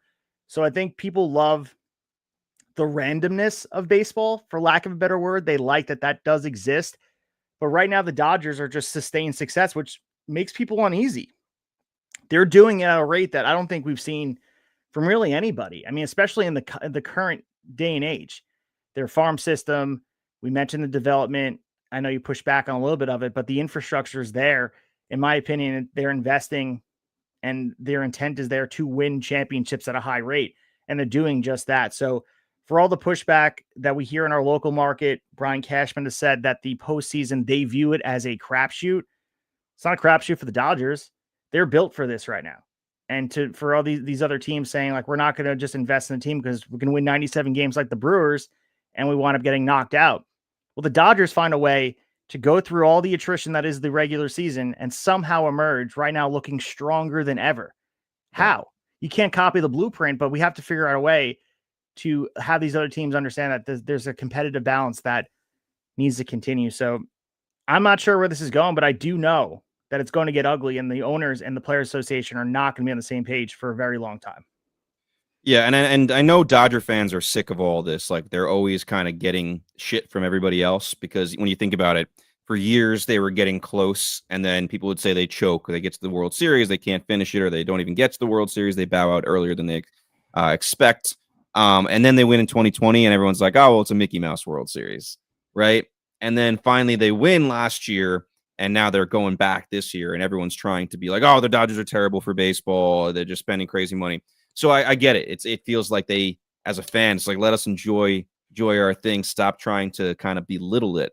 And like I said, we go back to, they're not necessarily doing anything wrong. They're taking advantage of a system that is in place better than anybody's been able to do it. They also have a huge, it's a more sensitive topic, but let's be honest, they have a huge advantage in Japan with these international players that are coming over. They are one step ahead of everybody. Their West Coast, which is an advantage, and they just have this allure to all that's on there is Dodger games, right?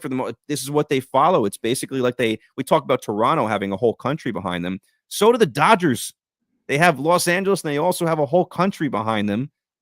So there's that. I've said before, it'd be really cool if there was an international free agent draft. It's never going to happen. It's way too complicated. But they do have we talk about unfair advantage money. Like, they have a little bit of an unfair advantage with getting these premier players from Japan too. Just to go back to the TV thing, and then we'll move on, because we've talked about this a lot. We have some other things we want to mention. We will stay with you through the end of Game 6 tonight. I think that is our goal. Let's get to the end of the game. Whatever we fit in here, we fit in, and then we'll do another episode probably midweek next week, or something like that before the World Series.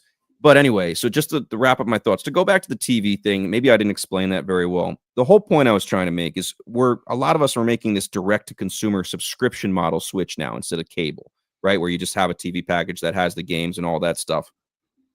There's a danger in this, because if your team has, when fans are trying to decide and make an active decision if they're going to buy a team TV subscription, whether it's yearly or month to month, if your team stinks or they're in a little bit of a rebuild, and you're actually, even if you're trying to do the best you can to rebuild the team, not as many people are paying, and you're going to get killed in TV revenue, right? If your team's supposed to be good, but people bought month to month if that was an option, and your team halfway through is super disappointing. People are going to cancel their month to month subscription.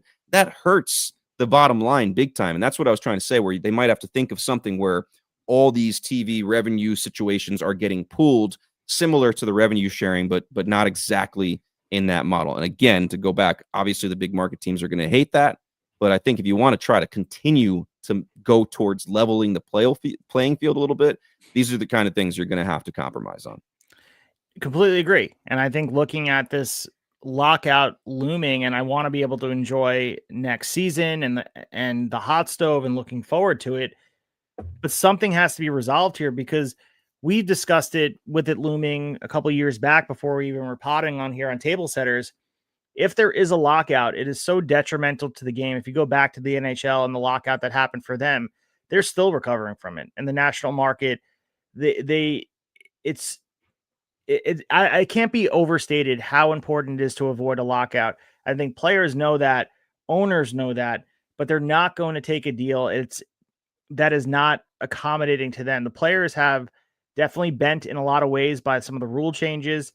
They found other accommodations that they've made across time. So we know just even the tenor of the Bryce Harper interaction we mentioned, that's the most famous one, but Rob Manfred was met with a lot of negativity, just going dugout to dugout, clubhouse to clubhouse, discussing this, and someone's going to have to bend, and it feels like it's not going to happen. So I really don't want to be doom and gloom type of guy. And like, yeah, we can enjoy next season and all of that, but there is a real risk of this actually happening. And even if you miss any games, there's so much entertainment out there right now. And baseball has made up so much ground. We talked about the ratings for this year, the highest ratings we've seen in about 15 years for the postseason. And think about the markets that are involved here. It's so important to not throw that all away because you're not willing to compromise. And it's not my pocketbook they're reaching in. It's not the rules that they're changing. They have to find a way to let bygones be bygones and negotiate right now, October 2025, so that this doesn't happen. Because as a fan, you're going to scare people away. The 1994 strike season that disappeared, the only thing that saved that was the steroid era. And people don't want to talk about that, but people weren't watching baseball at the same rate. It essentially murdered baseball dead. And we are in a world with so many more options right now that if people want to villainize baseball and they do this, and you have millionaires versus billionaires, and that's going to be all the rhetoric out there, it could be so detrimental to baseball that 15 years from now, baseball will be in a much different spot. I think we're on the highest trajectory, that baseball's in such a good spot. Young talent, fan base is passionate, people loving the game. I mean, it could be all thrown away if you lock out the season for 2027. Yeah, it would be a huge shame, and I hope powerful people are realizing that. And like the speed of the game has increased popularity, right, with the pitch clock, and ABS challenge system, I think, is going to get people even more fans of the game, like that they're getting calls right and games aren't being ruined by that. Like you said, they're on such a good trajectory. Listen here, we're in top of the 8th. Jeff Hoffman, who I haven't seen all that much, is in here. He has gotten the first out. Seattle has a 6-2 lead. So this game could be over in the next 20 minutes or so. So I want to get to, I know we had Tarek Skubal on the list here, but we might save that one for another day because we spent a lot of time on it just a few days ago with Jordan Hall. So maybe an update on that soon. I know there was a little update about how far apart they were recently, which is an insane number, but maybe we let that one breathe a little bit and get back to it if we don't have time tonight. I want to talk about Tony Vitello apparently being very, very close to a deal to be the next manager of the San Francisco Giants. And this one is more, how do we feel about it? I mean, we could talk about him as manager at Tennessee, all that stuff. The story is this doesn't really happen. In basketball, we see college coaches jump to the NBA all the time, some successful, some not. The NFL, college football, right, whether it be Nick Saban not being very successful or other guys having some success, we've seen that plenty of times. And this year we even saw Belichick go to North Carolina, which is up in flames, but another topic for another day. Even the NHL, we've seen a little bit of college to pros. Baseball, this has not been a trend. We talked to Ben Upton of 11.7 last February, I believe, and we presented him with this question, and he actually took it upon himself to say he could have seen it going the other way, of like Major League Baseball managers starting to be interested in college because it's more popular now, getting a little more publicity. And in his opinion, the schedule is a little bit less demanding, even though the recruiting and all that stuff is super demanding.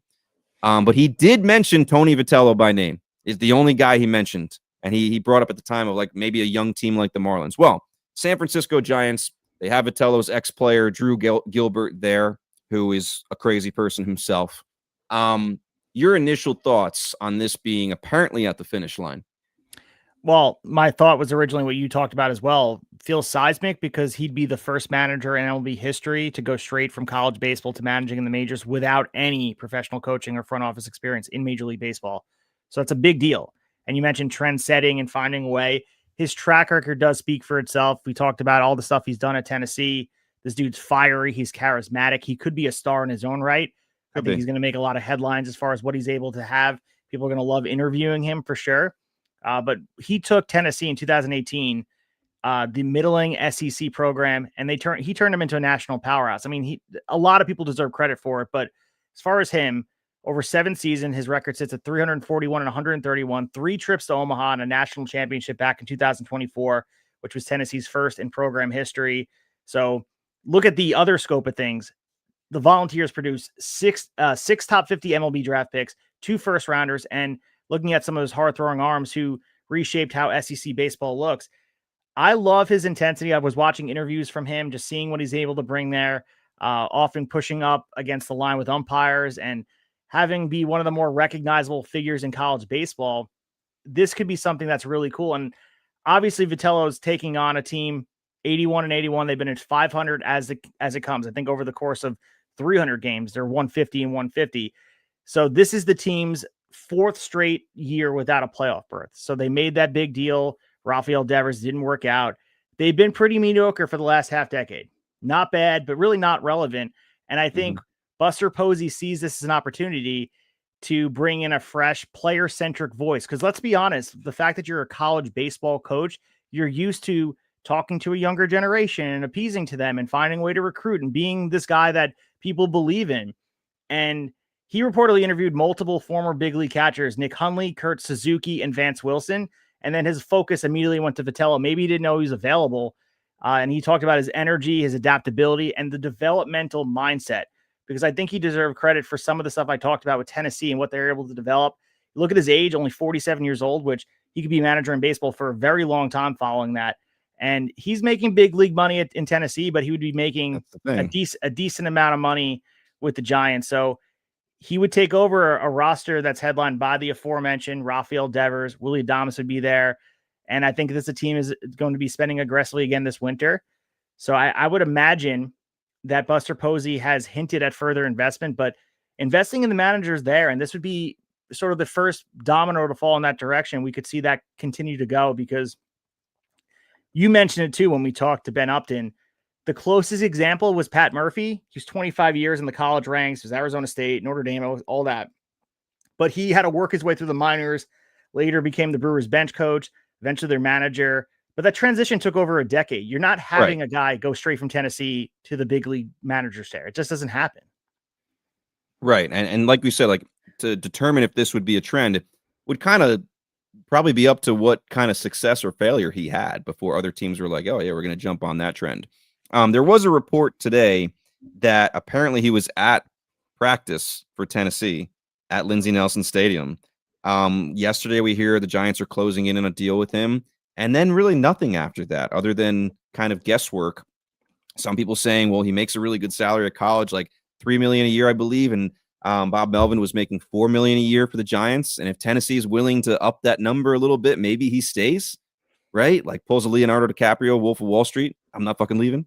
All right. Like there's a world. The longer this goes on without an update, it makes me feel like something's going on here. Like I feel like most college coaches getting an MLB offer, a team like the San Francisco Giants is pretty big franchise. They would jump and this deal would be done really quickly. But maybe not. Maybe this takes a little bit of a turn. I think it would be really cool to see. Ever since Ben Upton mentioned that idea of his name, it fits. It really does seem to fit out of all the guys coaching in college. I will say, some people are like, really, this is going to be the guy we hire? So I've seen some Giants fans upset about it. Like, this is going to be the guy. a guy with no like major league experience. If you're Buster Posey and you're up against this, first of all, you have a lot of goodwill because you're Buster Posey, and you're up against the Dodgers in your division. What's playing it safe going to do? Take a risk. Be bold, right? They were bold with the Rafael Devers move. Continue to be bold. Being safe and predictable and ordinary is not going to get you to topple the Los Angeles Dodgers. Bring a fiery guy like this in here who's going to, if he does come to the major leagues, is going to have something to prove. And hopefully that translates to his players. And, make a move here. I like it. I hope it happens. Yeah, and I think Tennessee, if you think about college baseball in general, they're synonymous with swagger, emotion, and aggression. I think that would separate them from a lot of teams in this league. And I think the big question for a lot of people, and they're asking the right one, can a coach used to commanding 20-year-olds in Knoxville adjust to a big league clubhouse that's filled with millionaires and obviously deal with the agents and the front office analytics and the departments dictating lineup decisions? He has full autonomy in Tennessee. So like that's a big piece of this. He has to share some of the workload. But looking at the way managers have been hired and fired, like the NFL, similar, where we saw a change in that, it was very incestuous where like someone would get fired and then be hired somewhere else. And then all the same names are like popping in and there'd be some bench coaches here, et cetera. And you have to sort of be baptized into this baseball world. He'd be largely an outsider. He's a baseball guy, but it's like the jump is still radical to me because the move, as we mentioned, from college MLB doesn't really have a precedent. I mean, we mentioned Pat Murphy. Looking at some of the other names in here, you can look at Wes Johnson leaving Arkansas to become the Minnesota Twins pitching coach back in 2019, obviously without the headlines. And at the time, people were pretty stunned at that. But a head coach jumping straight to MLB, I think that is new territory. And you have a chance to change the culture, which is something we don't talk about enough. There is some of this, the vibes above replacement situation with San Diego. Can college baseball and what we see with recruiting and relationship building and energy transcend to Major League Baseball, which obviously the communications there and managing personalities, but there's also the data assimilation, the bullpen management, and navigating the media. Can that transcend? I really think it can. His personality feels like it can. And I think it could change how organizations look at leadership entirely. So, and we talked about the shortening of college baseball to Major League Baseball. And maybe that doesn't just include players and pitchers. Maybe it includes management. Yeah.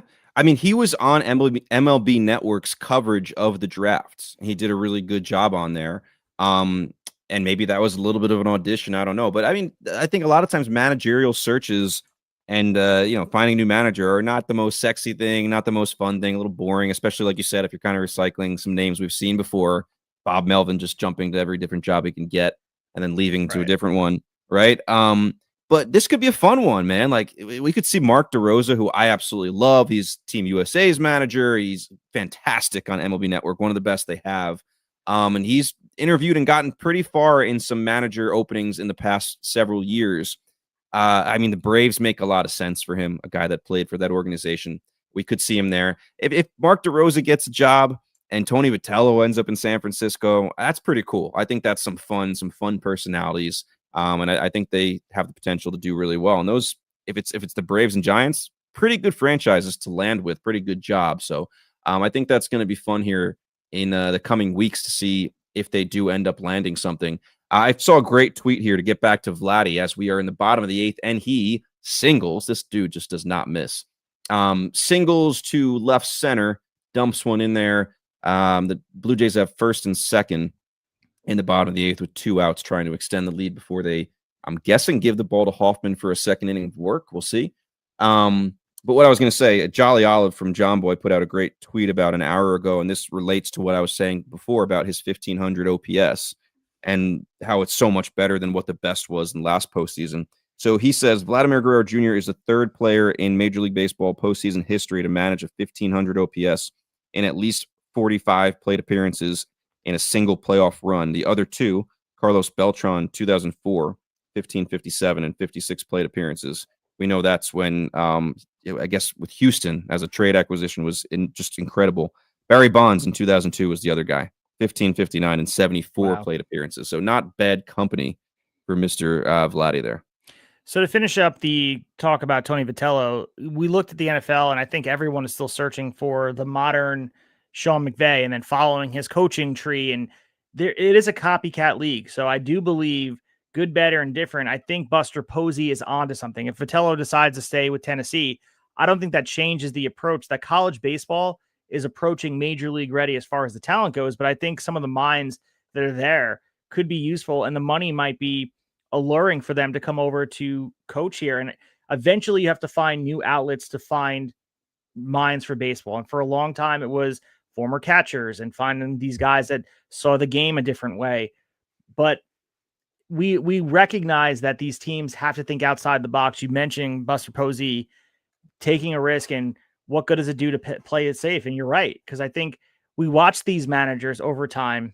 You can look at AJ Hinch, what he did for the Tigers, Terry Francona with the Reds this year, what he did for the Cleveland Guardians. Managers make a difference more so than a very long time ago. I understand people like they get their lineup given them, but I really don't believe that they're inconsequential as people want to give them lack of credit. I think a manager makes a really big difference on a day-to-day, the grind that is a baseball season. If you have a manager that you believe in and they believe in their guys, sets the tone in the clubhouse, builds a culture, you have an organization that feels like it's going to be winning, and they're at least going to get 2 steps forward. Because we watched, like you said, Tennessee was not a reputable baseball program prior. They were known for football. Tony Vitello put that place on the map by going to Omaha and winning a championship. Flags fly forever, and this dude went there and did it.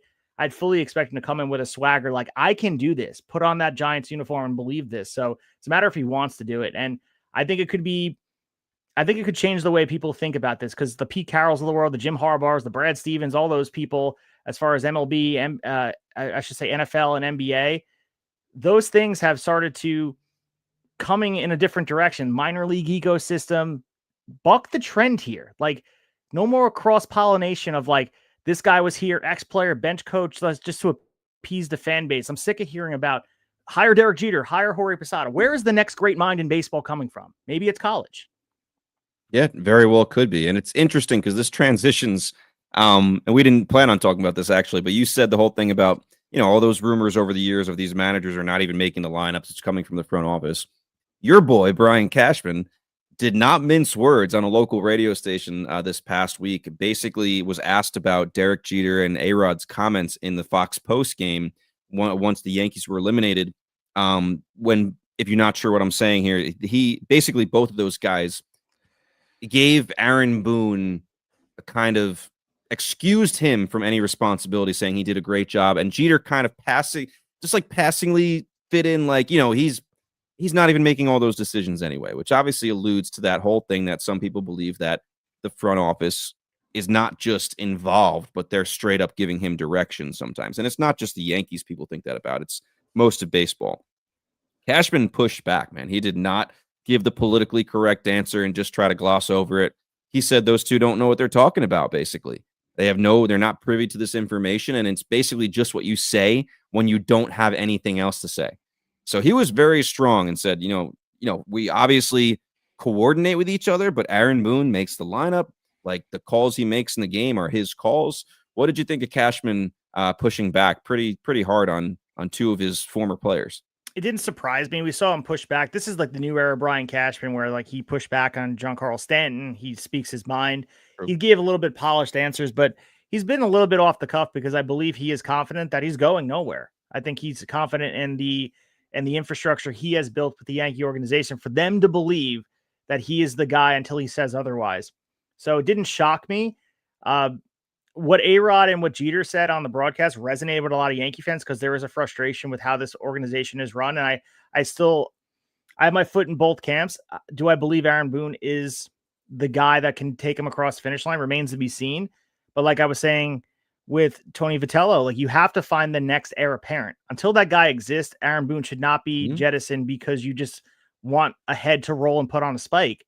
And I think Brian Cashman giving credit for Aaron Boone, like he said, we're not in those clubhouses. We're not in the dugout. We're not seeing the lineups be made.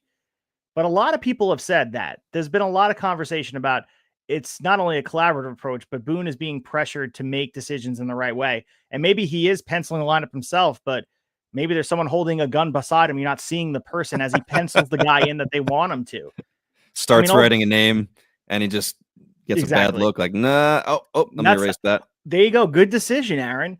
No, yeah. But I think that the Yankees are not the only organization right now that abides by this. We talk about copycat league. There is a lot of organizations that are getting decisions made not by quote unquote nerds sitting behind a computer. It is a collaborative approach from top to bottom of what would be the best approach and guidance. It's not the old school, the guy that, you know, Casey Stengel smoking a cigarette in the dugout, just like haphazardly making a lineup. You got to use the information that's there.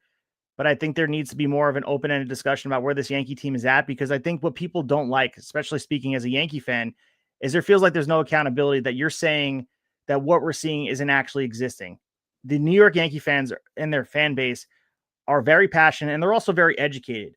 It starts and ends with the Anthony Volpe stuff. Like when you see him, the way he's swinging the bat, and for you to say that his defensive metrics are not appalling, the conversations that Boone, Cashman's also said the same thing, that they believe in the kid. It's okay to believe in him, but we can talk openly about the struggles he's had. Don't act like what we're seeing isn't true. As they say, don't pee on me and tell me it's raining. It's one of those things where we have to continually accept, yes, you believe in him, but you have to accept the warts that come with that. Don't lie about what he looked like, because John Boy brought it up to Boone every time they had the weekly segment. The numbers say one thing. You can't tell me otherwise. Yeah. Yeah, I'm with you. I liked Cashman's pushback on it. I thought, again, it's refreshing to hear someone just speak openly instead of trying to like not say the wrong thing. To update you here, we are in the top of the ninth. Jeff Hoffman just struck out Eugenio Suarez for the second out. Here's the thing, man. This is what worries me about the Mariners in a potential match with the Dodgers. They are so home run dependent. Suarez is up there down 4 with nobody on base, and his head is coming out of his swing. He's swinging for the fences as if he's going to hit a grand slam with nobody on base. Like, and I guess that's Eugenio Suarez, but dude, shorten up a little bit, at least with 2 strikes. Anyway, that's why I'm a little worried about the Mariners here. I just don't feel great about them going forward. I'm guessing game 7, we should touch on that because it looks like it's about to, be a thing. I'm guessing game 7, Shane Bieber, George Kirby, right? They matched up in game 3. That would be next up. Maybe Brian Wu has some life in his arm to figure into the matchup as well. Yeah, I would say the same thing. I was going to mention Brian Wu, but that seems to be the matchup right now. 8:08 start. Tomorrow night, we'll be deciding who gets their ticket punched to the World Series to meet the Dodgers, awaiting them with all the rested arms. It's going to be certainly a good game. And I think, as I mentioned before, it sucks for the fan bases because especially the Mariners, they want to clinch tonight and they want to be able to celebrate. But a game 7 is good for baseball. The ratings have been super high. People are excited to watch this game. And if you had 2 subpar series in the championship series, that'd be underwhelming. So the fact that we're getting a game 7 in the American League Championship Series is a lot of fun. And especially watching as an objective point of view, just wishing for some great baseball. And openly, I'm rooting for the Mariners. I like the story. And, what the Blue Jays did to my Yankees dismantling, and there is that division rivalry, but I'm rooting for a good game and I want a good World Series. And I'm torn because the narrative goes with Seattle. But as I said before, the Blue Jays, I feel like, are a tougher matchup for the Dodgers to at least make it a series. That's where I am. It's like my heart wants it for Seattle, right? They deserve to finally get to a World Series. They were aggressive this year, did what they needed to do. Fun rotation. But I do, like you said, I think Toronto puts up the better fight, and I want to see a fight against the Dodgers. I want to see a good World Series. And to go back to, I meant to say this before, Hoffman puts J.P. Crawford on base, extends the game a little bit. The whole conversation of, are the Dodgers good for baseball? If you take the salary cap out of it and the money stuff and just like, is a dominant team good for the sport? Yes. This goes for all sports. Love it or hate it. When you have a dominant team, people are going to tune in because they want to see them knocked off. And they're going to continue tuning in. On all the conjecture online about people complaining about them, that's good. There's no such thing as bad publicity. It's bad if it ends in a lockout, right? If Dave Roberts is up there saying, let's ruin baseball like an idiot. I hated that, by the way. And then it results in a lockout. That's bad. But the fact right now is they cause tons of conversation, tons of viewership.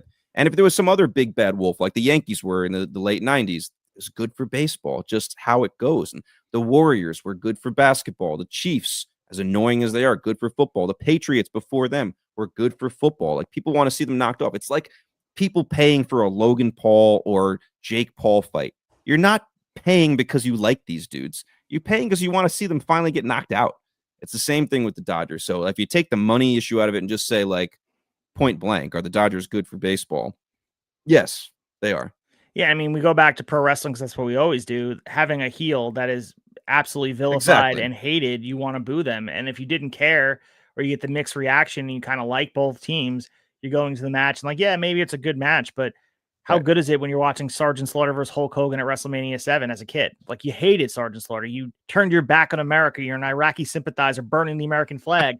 No one wanted Sergeant Slaughter to win. So Hogan, I mean, of course, Hogan in 1991, dude, like couldn't beat that. But my point is the Dodgers are a full-blown heel. Dave Roberts is leaning into it.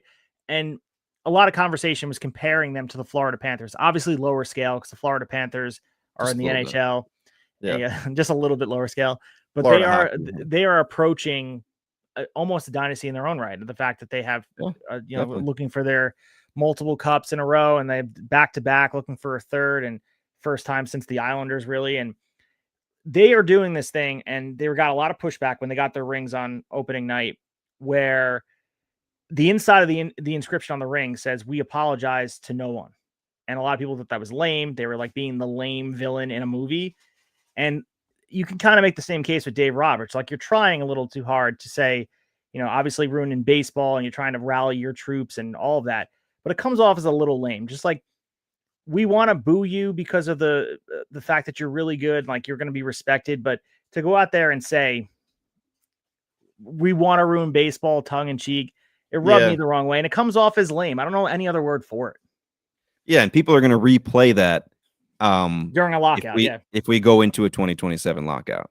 Like, again, tongue in cheek, yes, but I wasn't a fan. I'm just not a big Dave Roberts fan, to be honest. He rubs me the wrong way every time I hear him speak. Not a big fan. So that's just another topic for another day. But just quickly, as the game is now over, they did get JP Crawford to second on defensive indifference, and then an infield pop up to end the game. So Jeff Hoffman, 2 innings of solid work there. He's pumped up. We'll see a game 7 tomorrow night. Just to go back to one thing, that Kyle Tucker thing that we mentioned earlier with John Heyman. I hope I didn't say Paul Heyman before. No, you said John Heyman. But ladies and gentlemen, my name is John Heyman. Paul Heyman should start reporting on baseball. That would be man, how great would that be? John Heyman, who just recently made his first trip to Toronto in 20 years, according to him, even though he's a national baseball reporter. Anyway, he puts out the report that Kyle Tucker will be pursued by the Los Angeles Dodgers. People immediately call him out and say, you're basically working with Boris. He probably called you and said, put this out there, get this started. What's your read on it? Just gut reaction initially. You see that tweet. Do you think it has legs? Do you think it's John Heyman working for Boris? What do you think? Why would they not be in on him? You know what I mean? Like, that's my answer. Like, obviously the Dodgers, they were asked on a question, like, are you interested in Kyle Tucker, the free agent? Yeah. I mean, the player is a great player, a down year, injury riddled year, but Kyle Tucker is a franchise player. And like, what franchise would say, we have no interest in that guy? So it doesn't shock me. Do I believe he's going to the Dodgers? I mean, maybe there's a shot at it. There's a really good shot. He's going to one of these big market teams, Red Sox, Yankees, Cubs, or Dodgers, probably. I wouldn't even write the Phillies off, to be honest.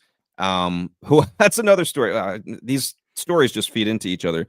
But yeah, the Tucker thing, I mean, outfield is their one spot of weakness. They might not have to spend any money on starting pitching this offseason. They might do it just because they want to, but they really don't have to. I know there's rumors about Skubal ending up as a Dodger. Like, do they have their rotation's pretty damn full. But with Tucker, outfield has been their one need for a while, if we really look at it. I mean, they signed Michael Conforto in the offseason last year, who ended up being a complete bust for them. So I think they do have the money to go get Kyle Tucker, and he's a guy who wants to win. The other thing that feeds in, and this is to me a minor story, but Dave Dombrowski, general manager or maybe president of baseball operations, I never know which title these guys have, but he goes by Phillies. He wants to wear the crown. All right. He goes out there and has his end of the season press conference, and I don't know if he's trying to light a fire under Bryce Harper, but he basically says the 33-year-old Bryce Harper, he doesn't know if he's ever going to be elite again. Wow. You think that's calculated by him, or you think he's just maybe being a little too open? Maybe he stepped into the Brian Cashman playbook where he lit a fire under Giancarlo Stanton. He winds up being this postseason player for the generation for him to get to 2024 World Series. So That is interesting to say. It's not what I would say, especially a guy as fiery as a Bryce Harper. Maybe he knows how the guy operates and that he would be motivated by something like that. But for me personally, if I heard that about me, the president of baseball operations, what I did for the city and what I've done for Phillies baseball over the course of how many years that he's been there, I'd be pissed about it. Yeah, and I certainly wouldn't be happy. You're like the way he was speaking about him is like he has 1 foot out the door into retirement. And dude's 30, just turned 33. So, I guess it has to be calculated. If you guys are here right now, I mean, we've acquired 1,000 views on Twitter throughout this thing. I don't think that means there's 1,000 people here right now, but that's a nice big number. If you're here with us right this second, if you have not subscribed to our stuff, please do so. Whether it's following us on Instagram, Twitter, all that good stuff. You can subscribe to our YouTube as well, Apple, Spotify. Leave us a review if you've enjoyed what you've heard and you've never left us a review. Those help a lot. The Apple ones we kind of prefer, if we're being completely honest, because you can actually write a little something. 5-star reviews really help us out. And we thank you for coming by here. This has been fun. There's a lot to talk about, even though we're almost down to 2 teams. Yeah, absolutely. I love this time of the year here. Even when our team's eliminated, we just love the crisp autumn air. And even though football's on and hockey started and basketball's getting started next week, the spotlight is still on baseball right now. And I will leave you with this. We wanted to talk about some tweets, and I love the account Codify Baseball. I'm not sure if you guys follow him. Posts a lot of great stats. Yeah. He posted earlier today, 7 of this year's top 12 postseason starts are Dodgers. So listed them. Obviously, Blake Snell was the best start in the postseason thus far, followed by Cam Schlittler, and you know the rest of them on there. So when you have 7 of the top 12 postseason performances coming from the same team, it just shows how dominant they've been. And you got to give them a lot of credit. We put all the praise on them before. They are doing things very, very well at the right time of the year. And whether they're spending all the money in the world, doesn't matter. They're performing on the field. We see a lot of these high-priced free agents and high-priced players not perform in the postseason. All these Dodgers right now are showing up, and we will see what team on the American League side is going to match them and hopefully make this a memorable World Series for the year of 2025. Yeah, and so this is something we might give you guys a little more of as a new segment on some other episodes that we aren't as long on. We'll do a little more of it. We're giving you a taste of it right now, where we kind of just open Twitter and scroll to the first thing we see and talk about it if we have not yet, just as an instant reaction kind of thing. We thought would be kind of different, kind of cool. So Steve gave you one. I'll give you one. The first one I see is, again, from our guy Brady Farkas. So he's responding to a Jeff Passan tweet where Passan said Vlad Jr. was made for October after he hit that home run tonight, his 6th of the postseason. Brady Farkas is not a fan here. He says, I hate this hyperbole. Please change this to Vlad Jr. is having a great October in 2025. He hit 143, 125, and 143 in his 3 previous appearances in the playoffs, and his team went 0-6. All right, fair enough. I mean, he is changing the narrative, just as Aaron Judge and some other guys have done over the course of time. I mean, Shohei Ohtani did it in one night, which is incredible, but that's different. So we do have a question here from Jackson Scudder. He said, if there's another college coach who could, in theory, make the jump or could have interest from MLB teams or make the jump, who do we think it is? So, Dev, I pass it to you. There's a couple names that come to mind. Tony Vitello would be at the top of my list, but there's a few names that Ben Upton did mention as well. Anyone that pops in top of your mind? So it's Jay Johnson, kind of just because of all the guys that go through LSU. I think he's the only guy who's paid more than Vitello. So it's kind of just the guy that's out there at the top of the heap right now. Coach Paul Skeens, Dylan Cruz, a million other guys, right? So he has players in the league throughout the league that are going to, vouch for him, and he has that reputation.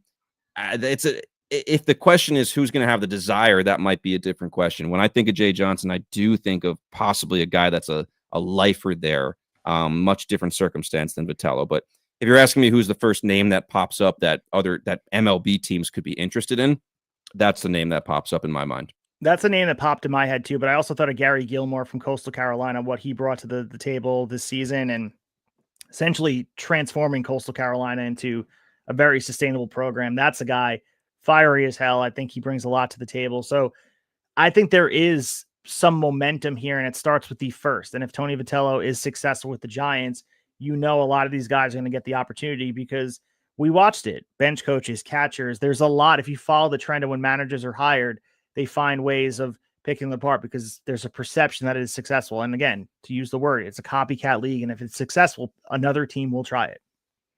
Yeah, no doubt. Now you said Gilmore. Is Gilmore the former?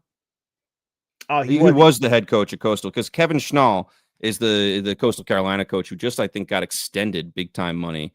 Yeah, Gary Gilmore was there 2 years ago. That's he's been there for a couple of years now, Kevin Schnall. Yeah, and I believe it was just in the news the other day that he got a nice big extension and should be there long term. Obviously, bringing them to the College World Series Finals last year against Jay Johnson's LSU Tigers. Yeah, so, Gilmore was there the year before. He still, I mean, I think a lot of the infrastructure that Snell incorporated was from Gilmore. True. But I still no doubt Gilmore about it. brought to the table. Yeah, I mean, it's a cool topic to think of, and I really do hope that Vitello gets the San Francisco job, and I hope he kills it, and we do see this become a trend, because it's something new, something fresh, like you said. Enough of the same guys over and over again. So we do appreciate you guys joining us here again. If you want to support our show, you can follow us at Tablesetters Pod on IG and also on the X Machine. You can also, as Devin said, leave a 5-star review if you're so inclined. We do appreciate that. You got some news over here, Devin? Well, this is what I've been looking for here. Pause is not available. 31 times thrown, the splitter, 17 swings. Let me see if I can rewind. Why is rewind not available? Anyway, I had you looking for Trey Savage's stats? I had they put it up here on the broadcast. But for some reason I am not able to pause live TV right now. So we'll get those to you. Well, either way, I mean, he was favoring that splitter, and I think his most successful pitch was that. I mean, the Yankees are susceptible to definitely. it. I think all the playbooks have to be unique to the team you're playing, and the Yankees are just like, they were swinging at everything that was coming their way in the splitter. They couldn't see it out of his hand. And then you mentioned Kyle Riley. Like, I think that is something that he changed his approach and maybe got a little too gun shy. So baseball is a chess game. That's what it is. It's not one size fits all. You have to change your approach going forward. No doubt about it. And I think we're going to see more change each year. It seems like it's staying fresh for the long term. So I'm all for it. So we will be back later this week or midweek or whatever to preview the World Series, I'm sure, because we have the off day on Wednesday and Thursday in between. We want to get in the lab and really put together a really comprehensive World Series preview to give you guys all you need to know about the Dodgers and whatever team, whether it be the Blue Jays and Mariners, that will be meeting them later this week for the World Series to determine the champion of this long and amazing baseball season. I think this is going to be a good finale. I'm happy we're getting a Game 7. It's all you can ask for, man. All the drama that goes into it, all the nerves. That's what you live for. You're on the spot. Give me your pick right now. Blue Jays, Mariners, what you're thinking right this second. It's hard not to have the recency of what we saw the Blue Jays do tonight, but I'm still going Mariners. Mariners in 7. I think they get the win 5-3 tomorrow. I think it's the Jays here. And here's the thing. I had a perfect ALCS, NLCS bracket prediction. I had all 4 teams correct. My World Series prediction at the beginning of the playoffs was Dodgers losing to the Mariners in the World Series. But I just have to go with what I said before. I just believe in the Blue Jays right now. Even when they were down 2-0, I just felt like it's not over. And again, you're right. It's probably a little recency just having watched this, but hold on. All right, 10 whiffs on the splitters tonight. 10 whiffs on the splitter. There you Devin got it. 10 whiffs on the splitters. And if I'm Trey Savage, if you're lucky enough to get to the World Series, you throw that splitter and throw it all the time. So that's a 1-of-1 pitch that we're seeing emerge. And that's the exciting part too. I know people don't want to concede and talk about next year, but if you're a Blue Jays fan, the fact that you're seeing that pitch develop in real time, he's only going to get better. With all these big league starts and the pressure, he's going to be nails in the regular season for you guys. Yeah, you have so much. Yeah, that is cool to think of. Like all the levels he jumped in 1 year, and now you get to hopefully watch him for many years to come. Oh, you know what?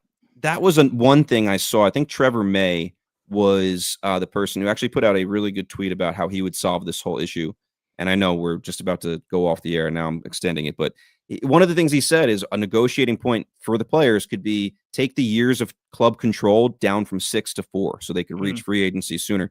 So there are little things that I think are going to be tempting that you can kind of, put over their head and try to lull them in. You think the players would go for that? I mean, that is pretty incentivized, but the owners also. Owners are not going to like that, but these negotiations are give and take. Neither side is going to get everything they want, and both sides are going to have to give in to something that they really don't like. So we'll be back later this week to preview the World Series in full. Again, we thank everyone for joining. All over 1,000 of you that listen to us on Twitter and on YouTube. Thank you so much. Subscribe on YouTube. Give us a like. Give us a review. It goes a very long way. We'll be back later this week talking all things baseball. Until that time, happy baseball, and we'll talk to you after a while.